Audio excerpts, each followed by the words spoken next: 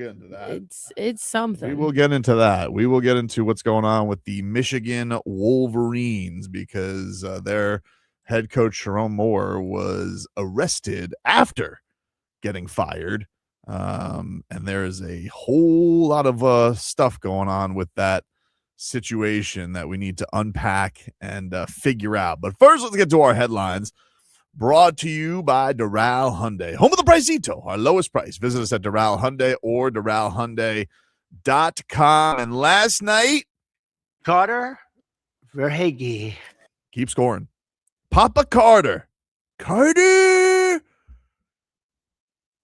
Hey. Since he has become a dad, is basically better than Wayne Gretzky. I don't really know how else to put it. Don't look at me like that, Jennifer. That's basic. that's kind of what I have to look at. Basically, it has been Wayne Gretzky. I mean, Papa Swag is unbelievable, and last night just continues his crazy goal streak that has happened since becoming a papa. Paterka in the corner. He shoved off the puck by Bennett. Gives to Verhaeghe. Verhaeghe to Bennett. Far circle. Turnaround shot wide. Out here along the near boards. Held in by Ekblad. Backdoor and they score. Ekblad put it down there, and it's Carter Verhaeghe on the back door, set up perfectly, and he ties the game at 1 for the Panthers. What a heads-up play from Ekblad, and Carter Verhaeghe positioned in just the right spot, and Carter Verhaeghe stays red hot. So Carter Verhaeghe tying the game late here in period number 1, 42.2 seconds left in the first. Crazy. He just keeps going. The Cats yesterday, they win over the Mammoth 4-3. And what a game. I mean, the Cats, they use this trip in Utah to bond and come together. You go to Utah, you maybe go to BravoCon, you watch a little Mormon Wives together. Maybe you go get yourself a soda pop. I don't know, because they don't have soda shacks. They're very big in Utah. They're not allowed to swig. They're not allowed to have coffee. They have a lot of loopholes, though, the Utah peeps. They love their soda. And so they go out, they enjoy Utah, enjoy the slopes, and then you take on the Utah Mammoth, who are, new young franchise. They just named their team the Mammoth. They're the Utah Hockey Club last year. But the Panthers on this 4-game road trip, you want to get off to the right start, and you got to get off to the right start because tonight the Panthers are taking on the best team in the NHL, the Colorado Avalanche, who have only lost, I think, twice in regulation. They lead the league in points. They're good. But the good thing about the Cats has been Carter Verhaeghe has been amazing since becoming a papa, and Eetu Luostarinen, since coming back from his grill accident, has just given them life. And another thing has been, by order of the Peaky Blinders, Sam Bennett has been on fire as well. He had a huge pair last night. Now back inside the Panthers and Nico Mikkola. Out of the zone for Evan Rodriguez. Into the offensive end. Sam Bennett left circle walks in. Johnny scores. Sam Bennett top corner. And the Panthers take a 2-1 lead early in the second period. Sam Bennett, he stays red hot. And the Panthers take their first lead of the night with 18:20 to go here in this middle frame. So he got that going, and then Sam Bennett decided he was going to tack on another one. Schmidt, his pass intercepted. Verhaeghe in the offensive end. Verhaeghe in front of chance. They score, and it's Sam Bennett again. And the Panthers stretch their lead to 3-1 with 16:36 to go here in the second period. The Panthers capitalize off the turnover. And that's 3 points for Sam Bennett. 2 goals in the game. Yeah, he had 3 points. You had Verhaeghe on the assist. Nice little backhand. And then my guy, Sergei Bobrovsky. Did you see the save, Jennifer, last night? Honestly, I wasn't able to watch the game. Be honest, Bosch. I'm being honest. Brittney, did you see the save last night from Sergei Bobrovsky? I was too busy sleeping because I had to be here at 5 a.m. Totally fair. So sorry. Totally fair. I'm going to send you guys this save by Sergei Bobrovsky, okay? So you guys can get a little looky-loo at this guy because he is just simply the greatest. Because it's wow. I mean, he is just save of the year candidate for Sergei yesterday. He's incredible. I'm going to send this to you guys so you guys can appreciate this while we play Plagans on the call here, because he is just the flexibility this man has at his age is incredible. Here's the call last night on Cats Radio. Pile up over there along the far side. Puck squirts into the circle, and Keller there. Out come the Mammoth quickly. Maybe a 2-on-1. Schmaltz left side. Schmaltz in left circle. Out front, Keller shot. Oh, what a save by Sergei Bobrovsky, who got from his right to his left. Acrobatics from Sergei Bobrovsky to protect the 1-goal lead. 9:17 left in the second. And Sergei Bobrovsky coming up with one of his biggest saves of the season. It was incredible. Now, that was incredible. And there's a 2-on-1. They got the Cats dead to rights, and Bob was like, no, dude, sorry. Block. Now, they did end up tying it later that period, but that's okay. Still saved a goal. Could have been down a goal. So close. He maintains the lead there. This guy, he's just absolutely unbelievable. I got to give a shout out to the other goalie. I know, Verhaeghe. That guy was awesome. He had an incredible save in the third period where all the Cats were on the doorstep, and he just stuck his big paw out there and was saving them left and right. So some pretty sick saves last night. And then to get the win, Mr. Las Olas with that luscious blonde hair, Anton Lundell with the baseball goal, smacks it out of the air. Reinhart finds Eetu Luostarinen, the little put the puck up in the air, and Lundell sent it home. Ekblad here to Reinhart on the near side. Shot to the net. Out front, they score. Anton Lundell able to jam it home. It was worked to the back door, and right there at the edge of the crease, it was Anton Lundell there to jam it in. And the Panthers have a 4-3 lead with 50.8 seconds left in the third. That was whipped out in front from a sharp angle, and Lundell was there to jam it home. Fins for the win, dude. That's a different Fins for the win, not the one that Jalen Waddle does. Oh, okay. You guys get it because they're from Finland. Yes. Sometimes you do confuse me when you say that. What do you mean? I mean, I think it speaks for itself. No, I'm saying like whenever you randomly throw it in, they're like, "Oh, the Finns," and I'm like, "Wait a minute." Finns Yeah, or that one Finland? it caught me off it guard throws me there. off a little bit. Yeah, Because they're from Finland. I get For the it. win, they We won the understand game. that. We understand. That's why. It's just the way you say it sometimes. It's also like when you have to explain something like that, should you be saying it? I don't think I like your guys' reaction to this. So, like, what, do you want to give me a -1 for it? No, No, we're just saying no. it's a little. We have to think a little bit more. Yeah, like the average person isn't put going to 2 and 2 automatically together. know what you're saying. Okay, well, so Eetu Luostarinen, he's from Finland. Anton Lundell is from Finland. Yes. It was the game-winning goal. Mm-hmm. Ergo, Finns for the win. But not like Jalen Waddle does it. I love when he does that, by the way. No, it makes sense, but again, you have to explain it, and like it's like a joke isn't funny when you have to explain. It's not a joke. No, I know it's not a joke, It's but not a joke. It's a fact. They won. So Finns for the win. Dade South says, why not just say Finland for the Winland? I like that. See, I would prefer that See, I because that prefer makes that. more Fine, sense Dade because South. we associate Finns with dolphins. You Okay, know? but they also are Finns. They are from Finland. What do you Okay, call yes, somebody? Oh, but you're like I said, you can't just go ahead and say that when we already have a team that is Finns. it's not original. it's a double use. It's a double entendre. I just think the average listener was like, "Oh, I think he's getting his sports teams mixed up Correct, there." yeah. You know? Well, those people are idiots. Oh, Look, finish for the finish. that's even better. That's a point. That is a point. Hold on. I think that's a point. Good for Dade South getting his Point for Twitcher. I'm more creative. You're just a little mad because you didn't come up with that one. Not at both of you. Last night, here was Paul Maurice on Sergei Bobrovsky's big save. Sergei put in a save of the year candidate tonight. That was pretty good. What did you think of your goaltender tonight? I thought there was didn't get a lot of work. Had the 2 breakaways that didn't go his way, but there's a 10-minute block where he was not just the difference in the game. It's 3-3 instead of 5-3, and that would be tough for us to handle mentally going out. So we could handle giving up a 2-goal lead, but he made those 2 or 3 saves there. The goaltending was actually really, really good for a 7-goal night, which you wouldn't think the goaltending was great. It was great at both ends. All right. So he was pumped up about it, and so was Bobby. Yeah, it was desperate. I was desperate. I tried to put as much coverage as possible, and yeah, it's one of those shots that it hits me. Yeah, there you go. Just hits him. Got to do it. That's cute. Love you, Sergey.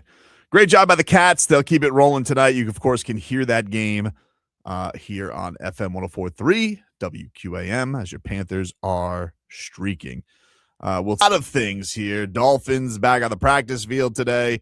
Canes getting ready for Texas A&M. The Heat, they're off. They had a Christmas party last night. It was lovely. Did you see that? Karaoke. Mm-hmm. I'm telling you, I went to sleep kind of early yesterday. Did you really? Yeah, That's kind of how I experienced the Sherrone Moore news, because I took a nap yesterday. I'm not a big napper, but I got home yesterday, I took a nap crashed, yesterday. and then I just woke up to the text from Leroy that said Michigan just fired their coach, and I was like, oh. And then I thought to myself, because I was trying to gather it all together, I was like, they weren't bad. I didn't have any facts. I didn't know anything. I didn't hit Twitter yet, and I was like, but they weren't that bad this year. Why did they fire him? And then I got to Twitter. I was like, no! Wow. See, I saw that message this morning. Oh, wow. You've been out. I'm telling you, I was not having a great day yesterday. Yeah, I was, like when you just like, oh, you just have the fact he's fired, and then you wake up, then you go and dive into the details. You're like, We got to dive into those details. And then the reports hit that he got arrested. yeah. It was just like 'Cause, like, crazy. This is the thing with college sports. We got to take it. We'll get into it, because college, the reporting around college sports is like none other with stuff, because there's so many things that are boots on the ground that people have before anybody else has. And so you have to do a big job of like, what's real, what's not real. I don't know. So we'll take a break. More to come here on the show. We're back after this.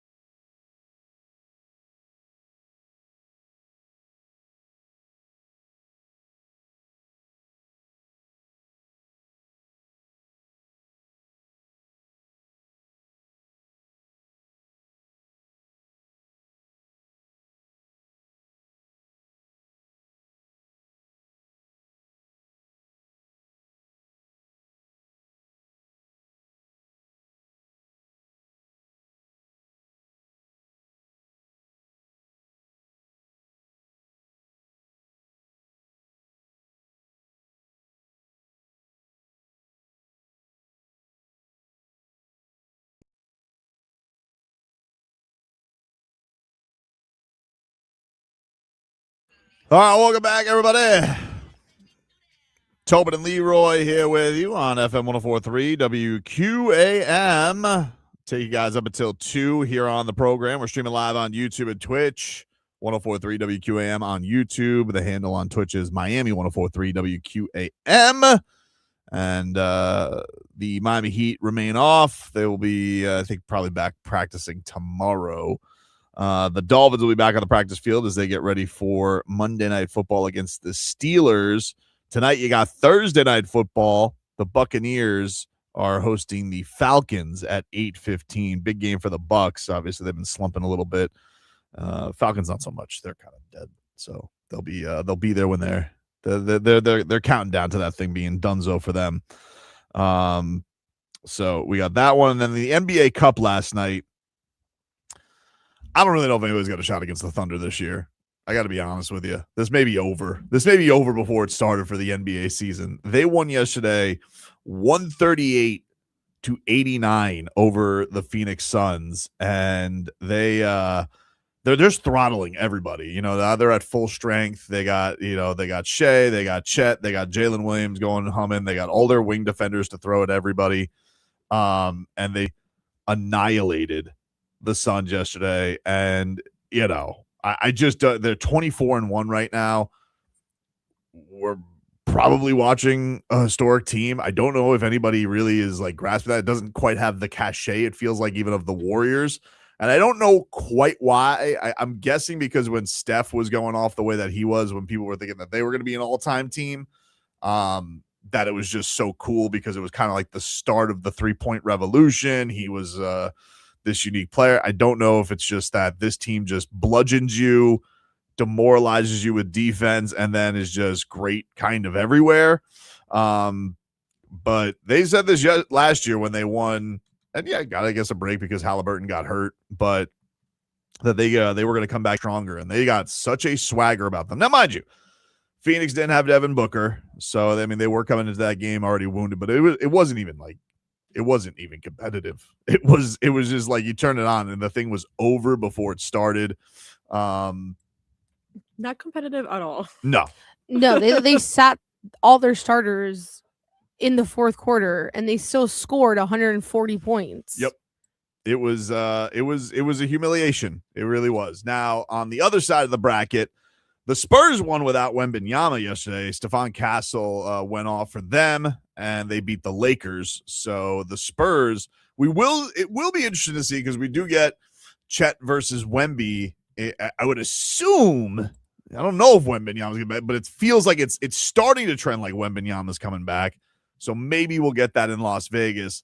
And then, of course, on the East side, we know it's going to be Magic and Knicks. The Heat don't play till Monday, which, we'll get to some 15 minutes of Heat here while we're at it. It is brought to you by the Lexus December to Remember sales event. Get offers on select models for a limited time. Learn more at Lexus.com. I would imagine the Heat, going to do some, I'm sure yesterday was all kind of just about rest, exposed, giving them, a couple days to kind of get the body right.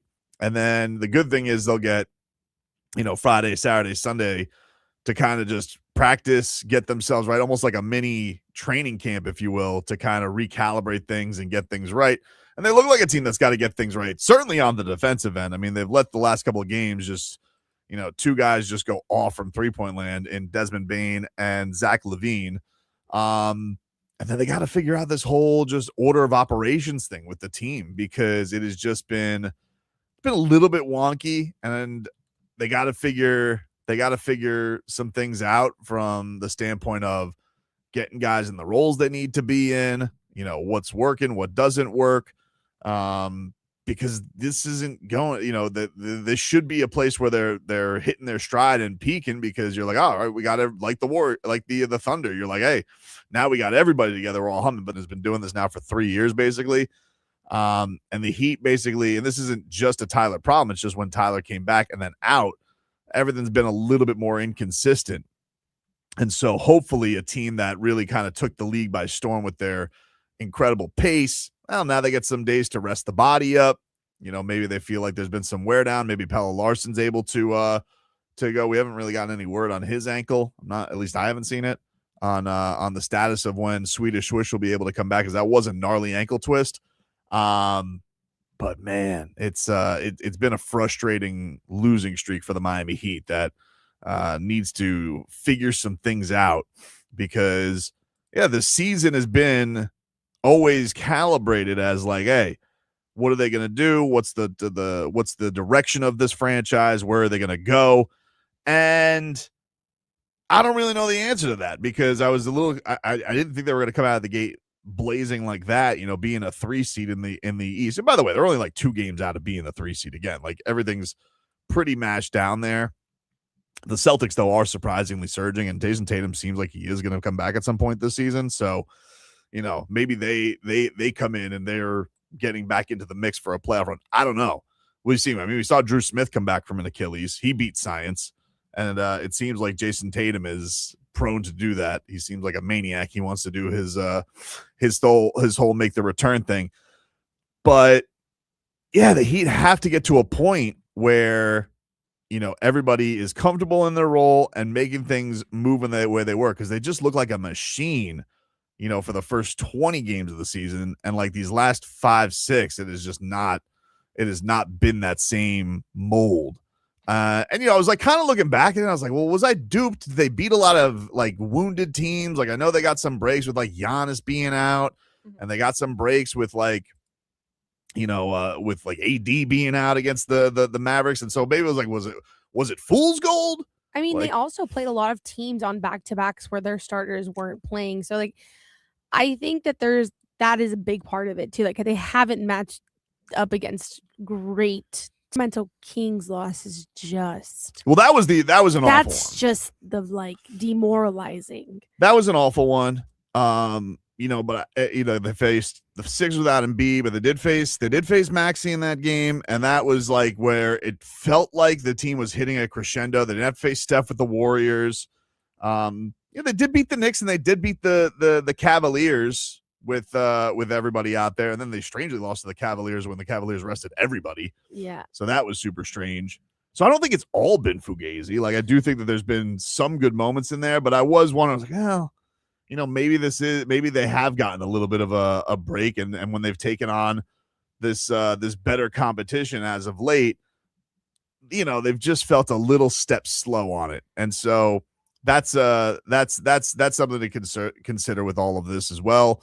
I gotta, the one thing I think Spo has to reconcile before this is all said and done is he's just got to figure out what order of operation with this team gets Kel'el Ware more minutes with Bam Adebayo, because he can say that he doesn't like the defensive order of that team all he wants, and that's fine, but I can't think what they're doing is going to be solving everything from the standpoint of not having him on the court is going to be better, especially when you have the versatility of Bam Adebayo. Compromise in some ways, and rebounding was such an issue early on in the season. I just really would hate to see that go, because from my standpoint, taking on teams that were down a little bit or not a little bit, I feel like what we saw from Kel'el Ware was real, and I'd hate to see that take a step back and then all of a sudden we're not in this position where you're taking advantage of all that. I would also like to see if, over these 3 days, if they somehow can feel like Jovic could figure some way out to have confidence in basketball again, because he looked like a complete lost cause on the court. And I really think they came into this season counting on him that he was going to provide something, and they don't have a lot of size depth as it is. And if this is going to be a lost season for Jovic, that's, I think, a factor the Heat weren't considering. They did think that Jaime Jaquez was going to have a bounce back. I certainly didn't think that he was going to be this. And he hasn't looked as good, especially since the return of Herro. I don't know if that has anything to do with anything. But I think they got to figure out some way, especially if they just invested a 4-year contract in him. You think they got to figure out some way to try and get his mind right. But I don't know how they go about that. I don't know how he goes about getting to earn that with everybody being healthy, because I can't say that he deserves to play. He certainly, the only thing that you could look at is like the token Fontecchio minutes in the first half. But there's not many people I can say that Jovic deserves minutes on this roster right now. He just doesn't. So very interesting situation coming up for Miami, and going to be an interesting weekend for them to try and get things reset. They got the Raptors when they come back, and then they head out for a 3-game road trip with Brooklyn, Boston, and New York. So going to be an interesting time. You got a lot of interesting East teams there to close out this December for Miami. We'll take a break. More to come here on the show. We're back after this.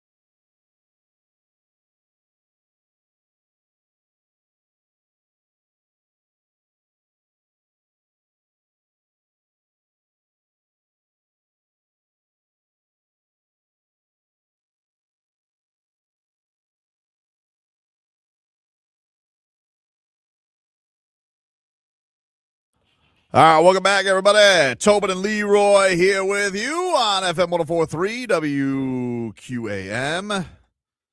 Take you guys up until 2 here on the program.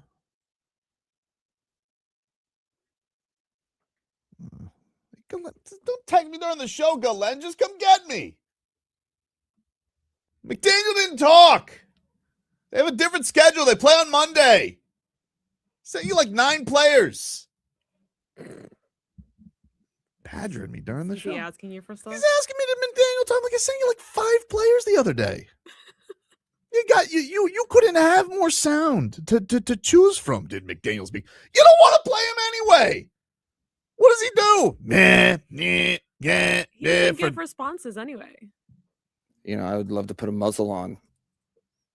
The bad taste in our mouth continues. Who really cares? You know, like you get the idea what he's going to say. So wait, what is he speaking tomorrow? No, he's speaking today. Everything's pushed today because the game is on Monday. Yes. So the Dolphins, everything's pushed. So they had their Tuesday, which is typically their day off, was Wednesday. They didn't do anything yesterday. The day before that, they did Zoom media because I'm sure they just probably either did a walkthrough or just did meetings because they get an extra day to rest, get the whole bodies right. You know, it's kind of like one of those things where they can use this opportunity to get things all physically right with their team because these guys have been, knocking each other around for weeks. And obviously they need it because De'Von Achane had his ribs cranked the last game. So they certainly need the star of their team good and getting right. I don't even know if he's going to practice this week. It sounded like when McDaniel spoke on Monday that De'Von Achane was, they're going to be very cautious with him. He did say that he could have come back, but as Leroy said, we'll see what that means during the week. But he said he felt better the next day, so hopefully that means De'Von Achane will be good to go. Because if they don't have De'Von Achane, they are so cooked. They're toast. They're frozen actually because it's going to be cold. It is going to be cold in Pittsburgh.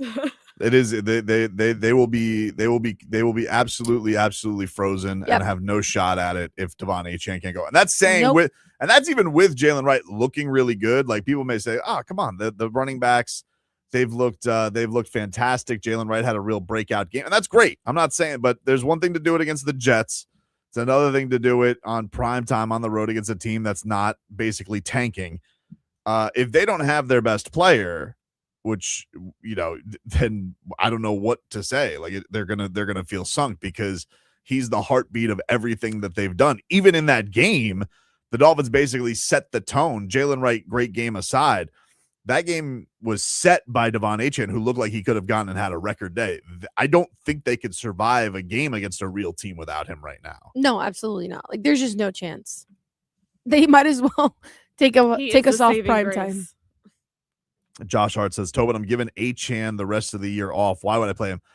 I've seen some people say this isn't college, dude. You got to show up and do your job. Like this is not, we're resting for a draft status. Like if you're De'Von Achane and if he had an injury and you want like a real injury to his knees or something like that, like a la like Lamar Jackson, all right, I could see you do that. But it's a fluke thing. He fell on the ball. I don't think you could do that if you're De'Von Achane. And then it's like, well, who's going to pay him? Some team that's like, oh, yeah, you took those games off at the end of the year.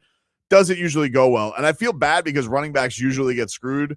But when they take time off like that, you saw this happen with Le'Veon Bell. Like, just was never the same dude after he basically took the hiatus year. And part of that was he had to be coached by a bum in Adam Gase. Like, I'll definitely say that. I can't take away the Gase factor in that because, he stinks. But I don't think that's in De'Von Achane, and I don't think that would go well with this team. But certainly for him, that's got to be that's definitely going to be a factor in the offseason. So many things that are up in the air with this team right now. I just don't think that's a problem Dolphin fans can worry about right now because you don't even know who the GM is going to be. You don't know who the coach is going to be. You don't know any of these factors. I get where it's all tilting right now, but it could be way different once we get into the middle. If the Dolphins get hammered on Monday night and all the momentum's kind of going, and then everybody says, well, now our playoff chances are sunk. All right. But for right now, if the Dolphins have a slim chance at running the table and going and De'Von Achane can play, De'Von Achane's going to play. I can't picture a scenario in which he is he's tapping out like that. I can't do it. An end of the year thing and the season's over. Okay, that's one thing. Like if they're cooked, they lose 2 out of the next 3, and you want to sit them against the Patriots. Fine, but then again, look, this thing is a numbers game, and he may want to have his numbers as beefed up as possible to go into a contract negotiation as well. Because let's be real about it. Whatever those talks are, whoever the GM, he deserves it because there's nobody on this team as good as him, not even close. It's a dangerous game, obviously, because you always factor that in with running backs. People treat them like garbage. But even the Philly fans are like, oh, Saquon Barkley doesn't look the same this year. I'm like, you really bitching about that? Like after a Super Bowl, like what he did last year, this is a thing we're still discussing, but it is. And you know, people are always afraid it's going to be like the Todd Gurley factor. You pay a guy and then all of a sudden he's cooked. But if anybody deserves it, it certainly is him. And more to the immediate, if they don't have him, yikes.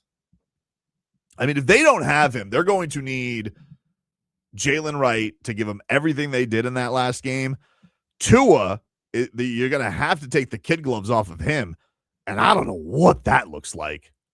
Well, I think you're not going to win a football game where you need Tua to show up. I'm so sorry. It's just not going to happen. I don't feel good about it, Brittney. No, it's not even about feeling good about it. I really genuinely, I'm serious when I say, like, you do not win a football game if you're solely counting on Tua. No, I get that. But if we're in a situation where if De'Von Achane, for whatever reason, if he couldn't go, if it aggravates or something like that happens and flares up,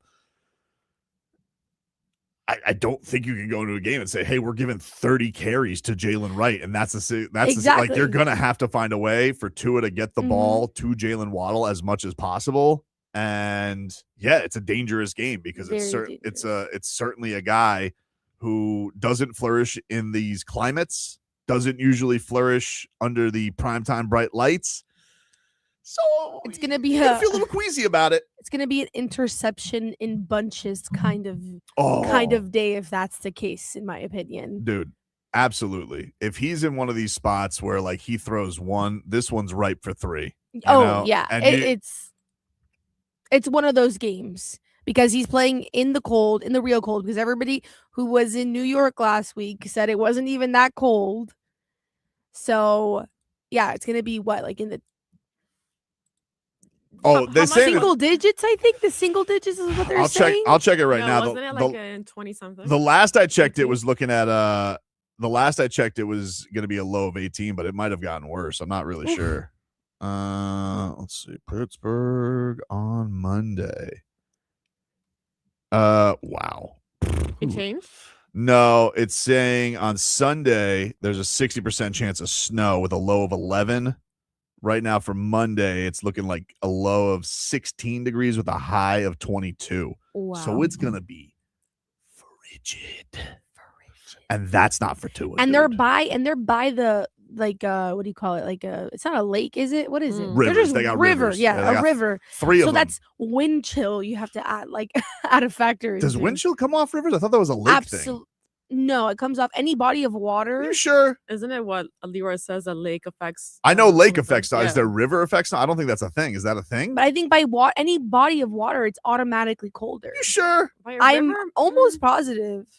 If you're close to any body of water, it's just automatically colder.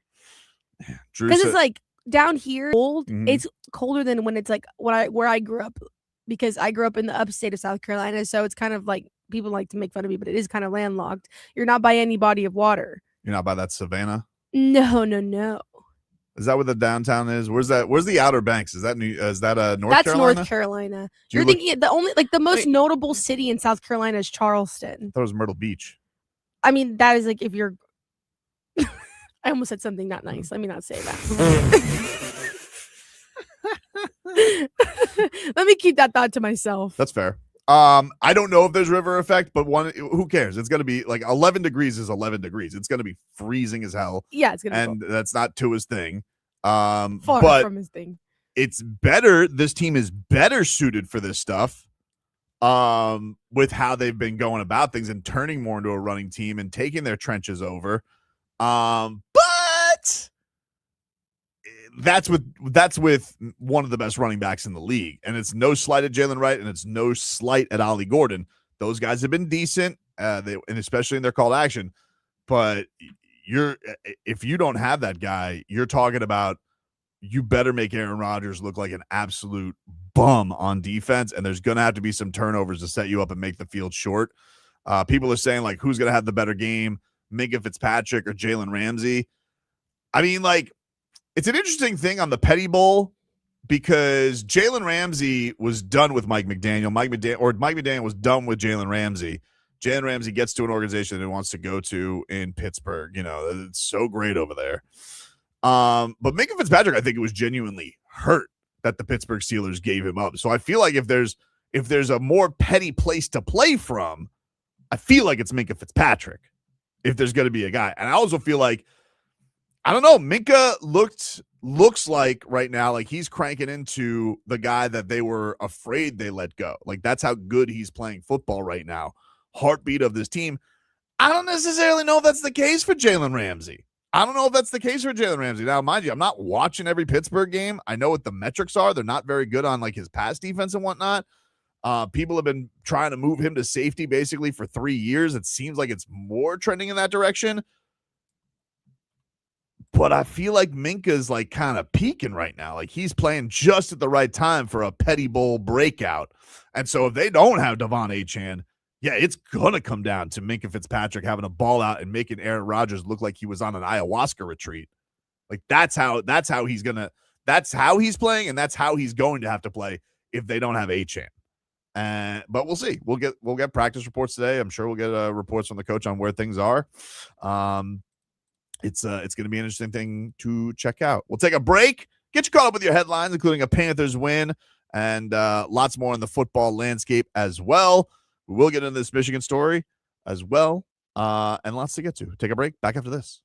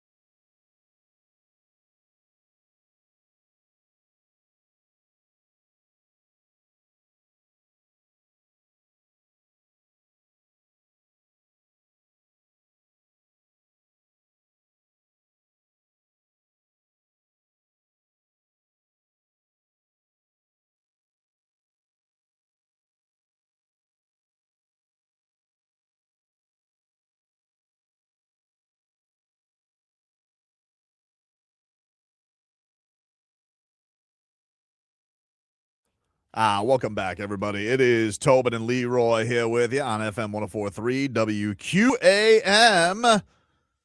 Get to our headlines, brought to you by Doral Hyundai, home of the Pricito, our lowest price. Visit us at Doral Hyundai or DoralHyundai.com.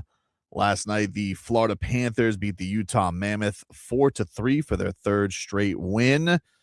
This was Paul Maurice after the game that says what has led to this Panthers win streak. We were a little bit faster. I think not rock bottom, but we lost the game in Toronto. And for me, it was the first game that we played where we got beat. And it was in the second and third period where we just weren't very. They were just better than we were. We had 8 guys out of our lineup, but we still have a belief that we can find a way. And then, you know what? It's like a trade. When Luostarinen came back and Carter came back, those are 2 really good players come back into your lineup. Some fun came back into our game against the bench. And these guys, give them credit. I don't know. We're probably about 150 to 160 man games, and we're still not halfway through the season. That's a lot of pressure to put on some veteran guys. They've handled it pretty well. They've been rolling. It's good to see because it hit a tough spot there during the last few weeks, and then all of a sudden baby Swaggy came around and the Cats are rolling thanks to Carter. Oh, hello, Leroy. I had to immediately rush to get on the air when I heard Brittney talking about river effect. I didn't think that was a thing. It's not. It's not. River. Brittney, this is where you respond. I got a creek. I got a creek behind my house, and they're making it no colder or warmer. Mm-hmm. Okay, but that's a creek. It's not a large body of water. I don't think neither is a river. Well, some rivers are very wide, but exactly. I grew up on the Mississippi. Nobody ever talked about storms coming off the Mississippi. Dude, I don't know. Storms coming off the Mississippi. Either way, it's going to be cold in Pittsburgh. Still gets there. There. Oh, yeah. Can I just tell you? What do you want to start with? That's cold weather. Oh, yeah. Now, you hope that it snows. Because it gets less colder when it snows. It's gonna, here's the problem. It's going to snow the day before. So that means that it's going to be the frozen tundra. And then it's going to drop. And then it's going to get really cold on Monday. You hope, believe it or not, you hope it's cloudy. If it's cloudy, it kind of keeps whatever heat there is in. But if it's clear, it's going to get cold. Can I read something? Sure. Okay. Where are you reading this from, though? You got to source it. Google Gemini. Okay. Is that their AI? Yes. Yes. Rivers significantly affect weather by releasing moisture, monitoring local temperatures, and influencing storm intensities. Thank you. Case in point. Case closed. Don't ever come for me again. Wow. Wow. Jeez Louise, man. All right. Okay. He hopped up on here. No. First of all, Brittney. AI is wrong. Whoa. Ain't nobody ever talked about, don't stand by that river. It's cold. I mean, I think people have talked about going across frozen rivers before. Rivers do get very cold, but I don't know. The river can freeze. But it ain't affecting the surrounding water. You know what? Large bodies of water. Mm-hmm. A river's not a large body of water. Into the air. They have 3 rivers, though, in Pittsburgh. Thank you. It's still not a large body of water. It's not like Lake Erie. You're making it seem like it's like, I don't know, Huckleberry Finn, like a little jump over a creek. Compared to Lake Erie or compared to the Atlantic or the Gulf, it is. All right. Well, speaking of lakes, you gave me the news yesterday about Michigan firing Sherrone Moore. I got to tell you, dude, I woke up from a nap because all you just said was Michigan fired their coach. And then I opened up social media and holy crap. Dude. What the hell, dude? I've heard the story. Yeah, great. Not I mean, great. here's the look. Again, this because I'm a good friend, just like the CFP. By the way, I protect your sources. So what's out there right now is Sherrone Moore was fired for cause. Ward Manuel came out with that statement, and it has been alleged that he had an inappropriate relationship with a staffer, and that last night after the news of the firing, what's out there is that he allegedly was driving to this person's residence, and it's even being alleged that he threatened to kill her, threatened to kill himself. Then his wife and kids had his location. He was intercepted at, I guess, at a local church, and then he was put into custody. But this is a crazy ordeal. Because when you sent me the news, I was like, all right, Sherrone Moore didn't have a bad season. Why did he get fired? And so, like, I got into when they say cause, something happened. Yeah, well, I didn't even see cause. You just said fired, and I was just like, so what? All right, let me. I hate this. Do what you can. I'm not gonna. I know you're in a tough spot, so just like do what you feel comfortable with. Here's we'll go from there. Here's what happened. So I don't know when this relationship started, but keep in mind, it could have been a relationship that started when he was an assistant coach. Mm-hmm. She got pregnant. Oof.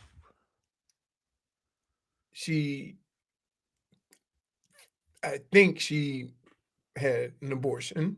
That's been alleged around social media. She said she'd keep it quiet if he doubled her. I've seen that stuff too. He did that. Mm-hmm. She went and told some coaches.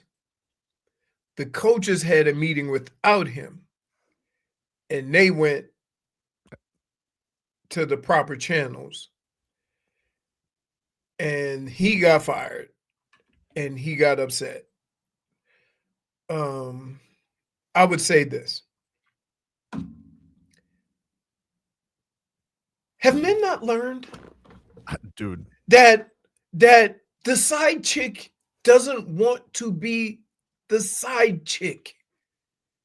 She gonna play nice early on. It's human nature. Nobody wants to be other goalie. Nobody. Male or female. So at some point, I think maybe it was a situation where he said, I got to stop this. I have made it. I'm not, you know what I mean? So I don't know. The other thing that's crazy about this, and we were talking about this a little bit last hour, is the thing with colleges, right? Is, man, there's so many eyes and so many people seem to know for a long time. So it seems like this stuff, I mean, people had rumors about this stuff going back a while. And you mentioned the salary thing. Like, yeah, look, I guess it's because Michigan's a state school. This stuff has to be reported. So if you're on staff, I don't know if it's real or not, but I saw like charts that showed her salary jumping from like 55 grand to like just under 100K. Right. And I was like, but you know, it's tough to piece this all together because I don't know, you know, there's so much to float now, the genie's out of the bottle. There's so much wild stuff out there that I don't know. But what I do know is this is a crazy situation. And for a guy he wasn't even 40, he was 39. Yeah. And I don't know, dude. And the football coaches thing, like we've seen this, you know, with a few situations where these guys get into that spot of power, and I don't know. They just that's what I'm saying. I wonder if this was going on before. I don't know. But now I know. Here's all you need to know. Now I got a head coach named Biff. Well, I'm sorry. Well, he's not going to be the coach. You guys are going to go. You know, Michigan's going to go cert. Like, I did find it funny that, like, even today on First Take, they're like, all right, so who is going to be the next Michigan head coach? We got a vacancy here. I'm like, this is where we're going? I don't know, dude. We got to figure this thing out first. This is crazy.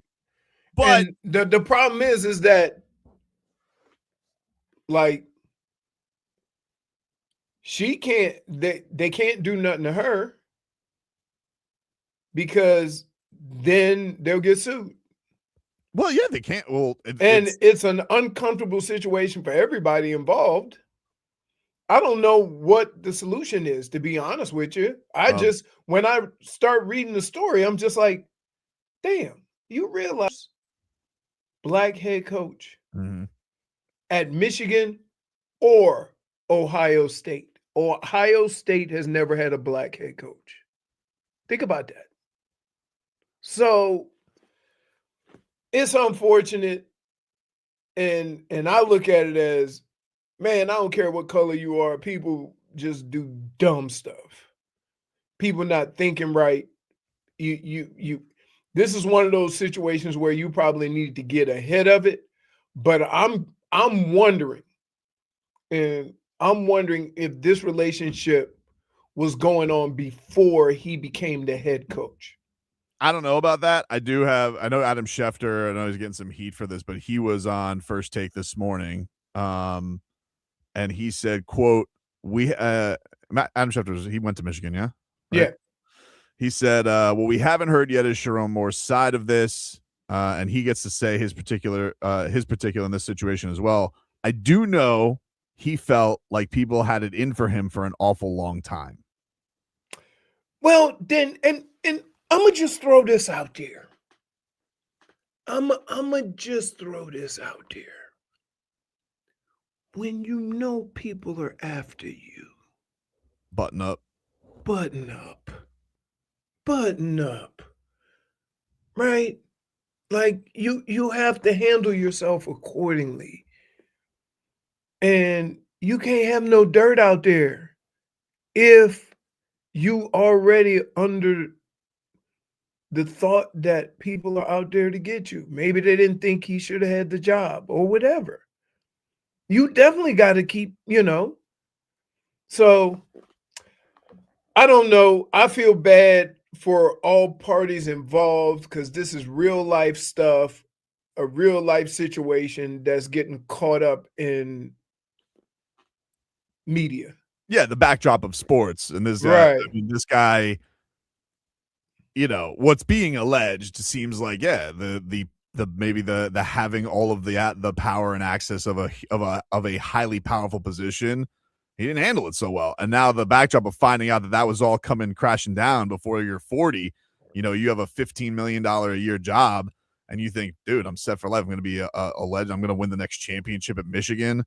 And now it's like, it's just all gone. And if what was alleged did happen, dude, now your life is ruined. Like that's it. Question. Mm-hmm. See how you just explained all that? Yeah.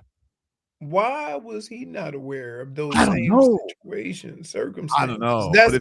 But again, my thing is sometimes you get into a situation, there is no way out, so you play nice. Yeah.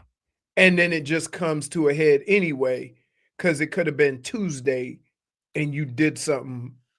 Well, if what you're saying did happen with if the assistant coaches got wind of it and they went behind his back on it, like maybe what Adam's saying is true. Like maybe they didn't like how his professionalism, how he was going about things. I don't know. I'm speculating. Well, you can't. He wasn't being professional.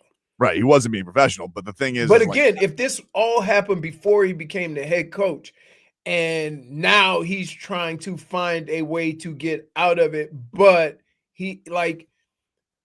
the way to fix this, don't be in the first place, because now you can't there's no escape hatch. You got more power and you're still caught up in this situation.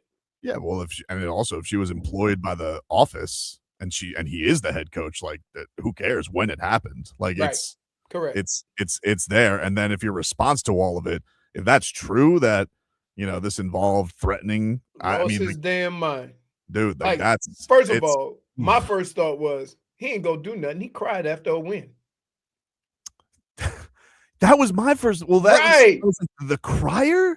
This was going on. Like that's what that was probably one of his most infamous moments with all of this. And so maybe listen, your emotions can swing a lot of ways on situations. Yeah, you don't handle things evenly keeled. I just, for all parties involved, I hope that cooler heads prevail everything gets sorted out and everybody can go on with their life. Yeah, well, it's unfortunate.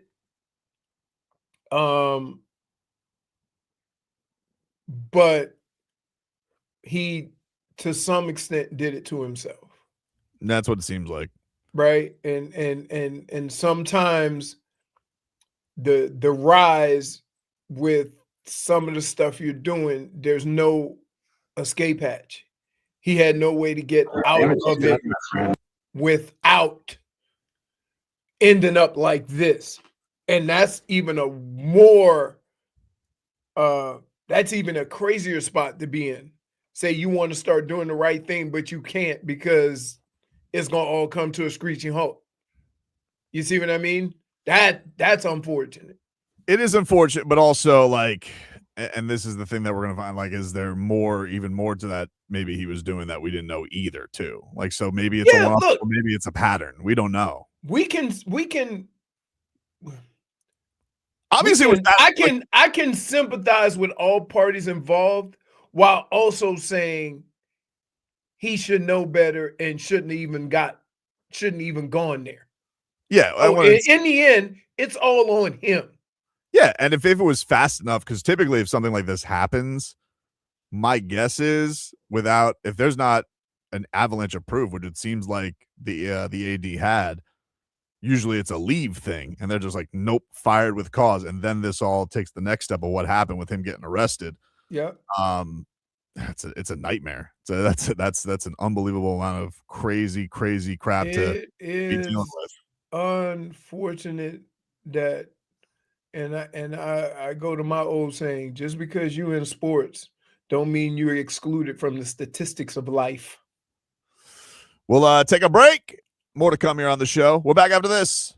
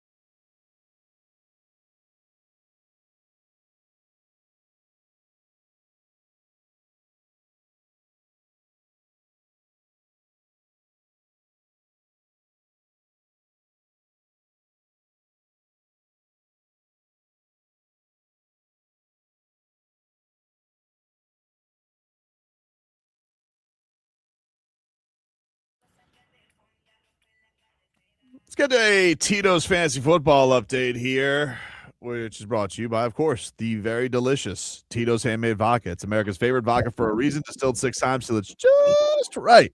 Tito's is known for great vodka, giving back, and doing good for dogs. Distilled and bottled by 5th Generation Incorporated, Austin, Texas. 40% alcohol by volume. Savor responsibly. You got Thursday Night Football tonight with the Tampa Bay Bucks, and they are keeping their trying to keep their playoff hopes alive against the Atlanta Falcons.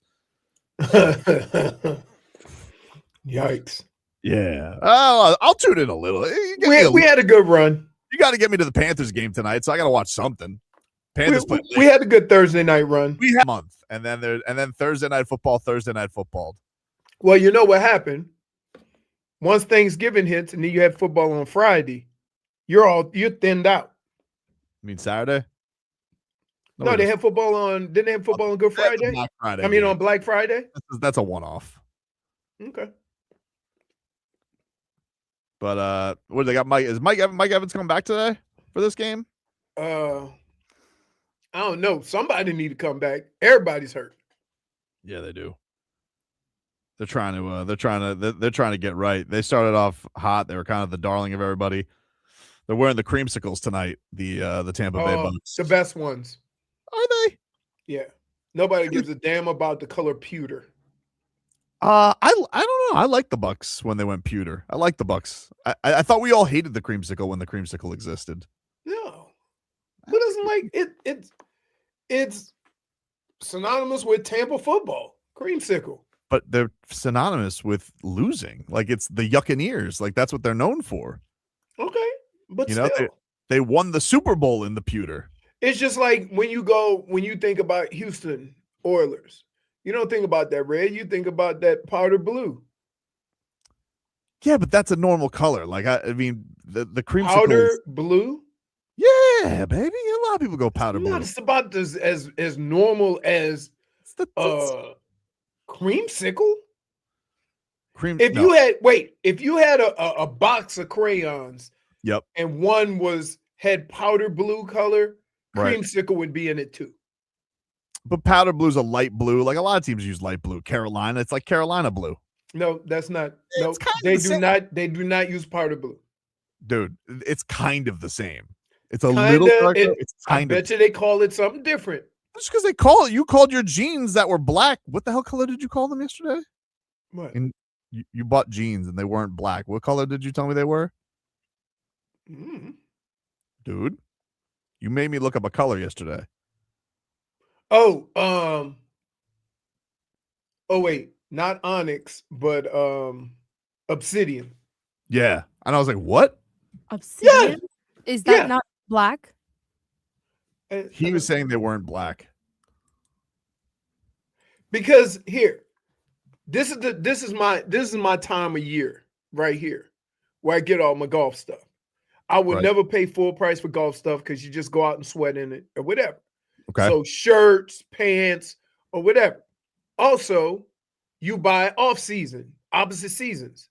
So in the winter, I buy stuff for the summer. In the summer, I buy stuff for the winter because that's when it's all on sale. Mm-hmm. So I ordered some pants. I got black, and then I got obsidian. And I'm like, is that the same color? Black, obsidian, and onyx. Or like, what are we doing? A fancy way to say black. Yeah, it literally is just a fancy way of saying black. I bought 2 pairs of black pants because dumb Nike said black and obsidian. It's 2 different colors. This is great. So Notre Dame's full of big babies. This was sent. There is nothing that says we are entitled like we're not playing in a bowl game. So Dan Wolken of Yahoo Sports says, after learning of Notre Dame's memorandum of understanding that grants the Irish preferential playoff access starting next year, athletic directors in other leagues are threatening to freeze Notre Dame out of future schedules. Yeah, absolutely. I like it. You ain't gonna get no credit. You ain't getting no credit from us, so you can cherry pick your way to a top 12. We've had this problem with Notre Dame for years. but football just likes their money and the money that they bring. So nobody on the TV side of it is going to do anything. Nobody from the college football playoff is going to do anything because they're a big generator. But you're pissing off all the other universities with this attitude. I think here's the kicker. Here's why it doesn't matter. Want me to tell you why it's not going to matter? Yes. Because they're going to say, yeah, if you're in the top 12, you're in. We're going to expand to 16. Probably, but still. But so even Notre Dame's going to always be one of the top 16. Right. They're gonna have them in for as many one matchups to have them anyway. But like, even if I was an AD, I'd be like, "Are you kidding me?" Like, because it's like as if they don't get enough already. Like they need more. I don't think. What I would say is this: has Notre Dame's success been like all the other universities that play in conferences? Right? Like I would say Miami, go to Florida State, hell, Virginia Tech had a run, Clemson. Like there's more appealing football, but for some reason, like we're trying to make that a thing. If you earn it, you get it. If not, don't cry. I think it's like, good for you. You guys have had your own TV deal forever, right? And it's like the Atlanta Braves. Like for years, like these guys, they treated themselves because they were on TBS. Like I had to treat the Atlanta Braves like they were something they're not. That they're overrated bums. A little bit different though, because their owner owned TBS. I understand that their owner owned TBS, but here's the thing: they're still overrated bums. And everybody, and like they walked around like they were God's gift to baseball for years, when really you were nothing but a colossal disappointment. Like you had a generational rotation that won one World Series. Correct. And every year you were getting bounced. So I just think that it's like this has been just ingrained in everybody's mind because Notre Dame has been on our televisions for years, that they feel like they're entitled to something that they're not. Right. And what sucks is that I don't know if it's our own doing, but have we not made Notre Dame bigger than they are?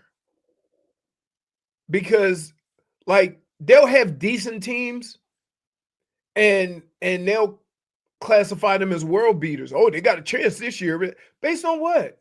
Who have you played? Like throw them in the SEC for 1 year. How do you think they would do? Or put them in the ACC. Do you think they'd get through? Right, I didn't want to say that. But no, but you should. Like, if they did, I bet you they'd have their slip ups too. And then how would people feel about them? Because that's how the Canes have to go about it. Like, if they have one slip up, everybody looks like it's a death sentence. Like, let's see. Because it's the fact that they're not in a conference and basically kind of a fringe ACC team, they get to go under this guise that they're not. And so their losses aren't looked upon as bad. When the Canes and the ACC, look, Notre Dame.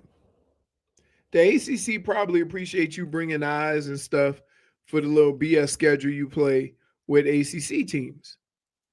But when it gets down to it, I don't blame the commissioner for promoting the teams that are in his conference, not the fringe teams.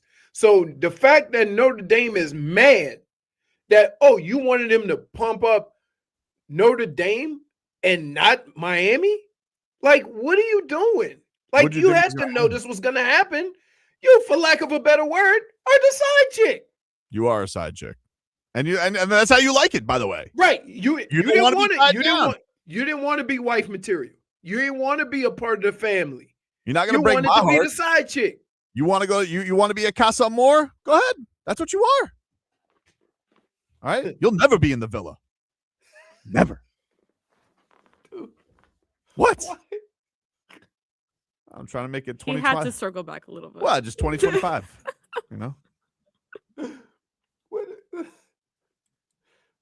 I'll just sit here with my boo, NC State. Take a break. What's wrong with you? Coming on up.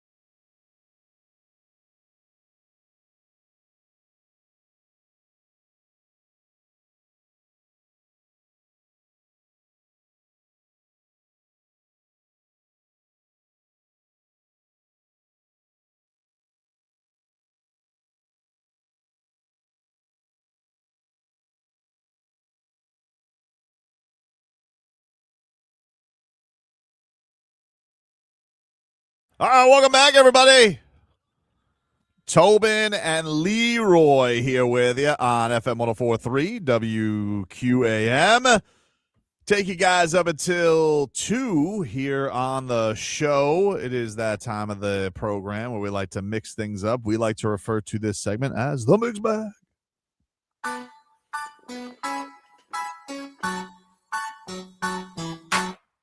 The Mix Bag is brought to you by that fake World Cup trophy that's in the studio right now.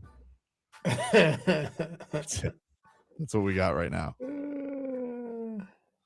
There's some weight to it. I thought it would be very. Oh, yeah. It's hefty. Look at that. It's hefty. Mario Cristobal spoke this week on this upcoming game against Texas A&M. Carson Beck says he's built for a game like this. Well, his leadership and his experience certainly is invaluable. I also think it's important to point out that he's surrounded by guys with a lot of experience as well, right? You have James Brockermeyer, right? Got a ton of experience. Mark Fletcher behind him, a ton of experience. Cece, Inez, right? Over here you got Sampson and Matt McCoy. I mean, we often take for granted Markel Bell. It hasn't been a ton at this level, but with all the games he played in last year and now 12 more games this year, that's a lot of experience. And when you flip over on the other side, I mean, you have a lot of upperclassmen, a lot of senior leadership, especially the safety position on the edges. Ruben is a junior, but plays like a 6-year senior, right? Akeem Mesidor, certainly a guy like David Blay, who we expect to be fully healthy by the time we get going again. Mo, I mean, the list goes on and on and on. So I think we're excited about the fact that, you know, when you have to walk into places like this that have great environments or whatnot, that your upperclassmen with experience could certainly take a more significant lead role. There you go. I don't know. You may have played in environments like this, but big stakes. This is a different. I would say Carson Beck has played in national championship games, but when you talk about other guys that have just played on the road in front of a hostile crowd, you haven't done that with the stakes being so high. Yeah. Well, I mean, like, it's also just, I mean, for right now, it's just a playoff road game, too. It's not like you're going to, like, one of them big bowls in a big stadium with all the competition that goes around it. But they certainly have a QB who's seen play. If you trust Carson Beck, Brittney? He's gained my trust, I think. He has. Really? So, I mean, I think it's been waning. It was Brittney, let me ask you this. Can Mm-hmm. you tell the difference in a bad player and a bad game? Yes. Okay. Because a lot of times we're so quick to say that a guy's not that guy. And to the point where, oh, he can't have a bad week or two. So I would say this. He is the most familiar with this environment and what it is going to take to be successful in it than anyone.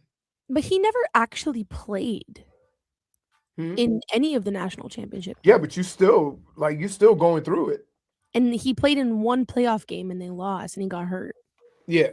And played terribly. He had like 5 interceptions. Say it again. And he had like 5 interceptions that game. Listen, here's what we got, though. We had him bouncing back from the middle of the season where he threw up 2 stinkers, right? Really bad ones. And then we found the secret sauce, which is if you don't trust him, you just give it to Malachi Toney and he'll throw the touchdown. Well, I think that's my point. That's the beauty of it. That's why I trust that it's the game plan is fine. And I don't think that Carson Beck is going to be the reason why we lose any of these games. So that's where my trust is. That it's more of that. I don't think that Carson Beck is the hill we die on. If the Canes lose, it'll be because their offensive and defensive line got dominated. Mm-hmm. Any one of them. Because if they play the way they've played the last 4 weeks, I have a hard time believing that they can't compete with anybody. Like that is championship football in the trenches. And you don't need your quarterback to throw for 300. And it doesn't make him any less of a quarterback. It just means that you're playing football at its basic fundamental brand. and that is you control the offense and defensive line, you're probably going to win a football game. The Colts seem like they're on track to start Phillip Rivers this week. Already. 12, he had a cup of coffee this morning, and now he's starting. He talked yesterday. This was his family's reaction to his comeback. They've been very supportive. You know, I think my younger children are most excited. I shouldn't say most excited. They're excited because they don't remember Dad playing. You know, my 6-year-old actually asked me like 4 months ago, like, Dad, why don't you play anymore? And I'm like, hon, I'm sorry. Best you're going to get is me coaching on the sideline, you know, because they were seeing, you know, highlight or they're pulling up some, you know, old games. My boys are fired up, obviously, but I think share the same sentiment. A little nervous, like, Dad, do you think you can do it? You know, so we're real excited because they're a little bit confused. They're like, shoot, I was 12. You know, some of them, you know, now all of a sudden they're grown adults, married, and they remember 16 years old going to the ball game. So it's been a whirlwind of 48 hours, I'll say. Man, wait a minute, like just him explaining that. But yep. Grandkids, and they were all grown up, and they remember when they were 16. Yep. And 12. And 12. Right. Like, he played for a long time. Clearly not long enough. He was also asked about his Hall of Fame eligibility now. The Chargers deal in the summer was special and emotional. Shoot, they surprised me with those linemen coming down there, and again, that was the intent. I mean, again, I've not given any thought of actually, you know, playing again until about 48 hours ago, to be honest with you. So, but it seemed like just, you know, this wasn't just any place or any coach, or it wasn't, you know, it's not like, oh, shoot, I hope see what happens in the league, and I'll see if I. And you know, you mentioned the Hall of Fame. I mean, it's been a real, it's a real honor to be mentioned with those other 25 guys, certainly. But you know, that's just not. I'm not holding my breath on that, and I'm not. Hey, I hadn't been counting down the years. I mean, and with all respect to the Hall, and if one day I can be a part of that group, it will be special, no question about it. But the extension of that time, if that comes to be, was not a factor in my thinking. All right, there you go. Maybe he didn't think it was going to be first ballot. He's like, yeah, who cares? What do I do? Wait around for another year? I could have played. Dade South says, this is silly. Sit your old ass down somewhere. I tend to think, I tend to listen. How many of us are going to be doing this? I can't look. Oh, I can look. I can't wait. I think he's catching them with their pants down early on. I think he's going to throw a tutty. First drive. Do you think he can even get up from a sack? I don't know. We're going to find out. He's like, help me up. He said, can he even get up from a sack? Who do they play this week? Seattle. Oh. Yeah, Seattle has one of the best defenses in the NFL. You need a veteran to dissect a defense like that. They're very confusing. I mean, and really good. Oh, my God. The spread is so deep. What is it? 13.5. Oh, Seattle? Yeah. I'll take Indy. What? Yeah. You've been doing nothing but laugh at this all week. You think Indy's going to cover? Can I just tell you why? Sure. I don't care who's playing quarterback. They're offensive and defensive line driven team. So they're going to try to run the ball. They're going to try to do that stuff first. So, yeah. Cam Newton would have been safer. No, he wouldn't. Did you see it? Did you see Cam Newton's last year? Well, doesn't matter who the quarterback is. The last 2 weeks, they've won 26-0 and 37-9, just so you know, over the Vikings. I'll take Indy. All right. I'll take Indy. You know, y'all know how I feel about big spreads, but this is ridiculous. This is a team that played well at the quarterback position, but the quarterback position wasn't the reason why they were winning all these games. The Kansas City Chiefs have the Chargers, but their playoff hopes are very slim right now. Done. Patrick Mahomes at this area in their fight to the playoffs. I mean, I always want to win, so it's not like I have to draw too far. But I mean, when I look at it now, it's like, I mean, I don't know what the percentages are, but I know they're not high, and I think it'd be special if we get into the playoffs and can make a run. So why not give ourselves a chance to do that? And we have to start by winning football games, and so that's what we'll start at. Wow. Well, We'll start. he already talking about making a run in the playoffs, and you have not qualified for the playoffs yet. Starts that playoff star. Is that putting the cart before the horse? Yes, that is Yeah. putting the cart before the horse. Yeah. Or the Playoffs? Playoffs? We can talk about playoffs. It is going to be weird. I mean, it's almost one of those things where I won't believe they're not in the playoffs, so they're not in the playoffs. But don't periodically you need some new blood? Of course. Right? Like, of course. Denver, we got who else you got? New England, you New got England. South teams, whether it be Houston or Jacksonville. You got the Chargers, you got the Bills still. Right. You know, so like, and I almost feel like everyone's going to get to the playoffs. If they're not there, they're going to be looking around like, are they going to hop in Royal Rumble style? Like what? Like you're not going to believe it. You know, it's almost like when the Patriots finally died. It's like finally now they're back. Yeah. And stuff Well, you know what's crazy? When the the Patriots were out of it, the year they didn't go, they were still 11-5. When Brady got hurt. Oh yeah. You're talking about the 08. Yeah. I'm talking when it was over. Oh no. It was yeah. I'm talking about that. But yeah, it's gonna be weird. It's gonna be weird to see a world where the Chiefs may actually not have a chance at this thing. Will you be more shocked if here, let me put it this way.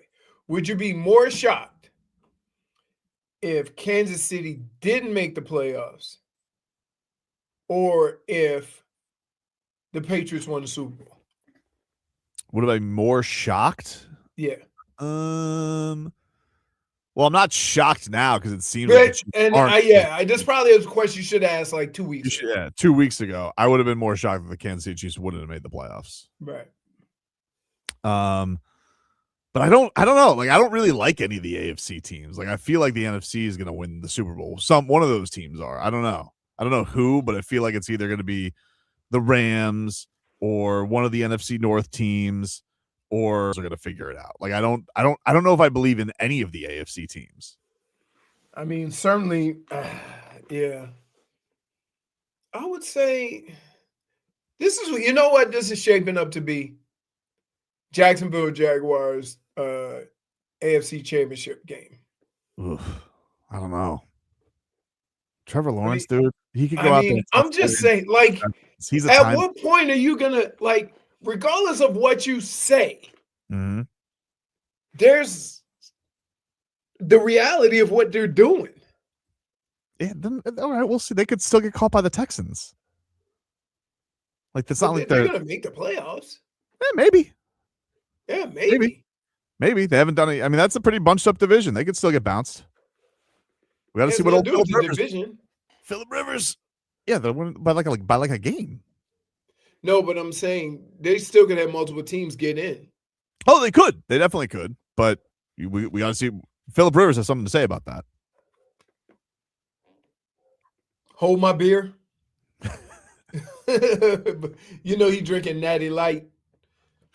Well, he definitely doesn't look like he's been skipping the beers. He looks like he's got an at-home brewery, like he's just making his own. He goes, I guess I could give this up for a week. We'll take a break, get you caught up with your headlines, including a Panthers win, who are cleaning up now on the ice. And you want to clean yourself up and your wardrobe up, Leroy. And that's why you want to use our friends over at A&T Dry Cleaners, the best dry cleaning in all of South Florida, Leroy. Yes, it's holiday season.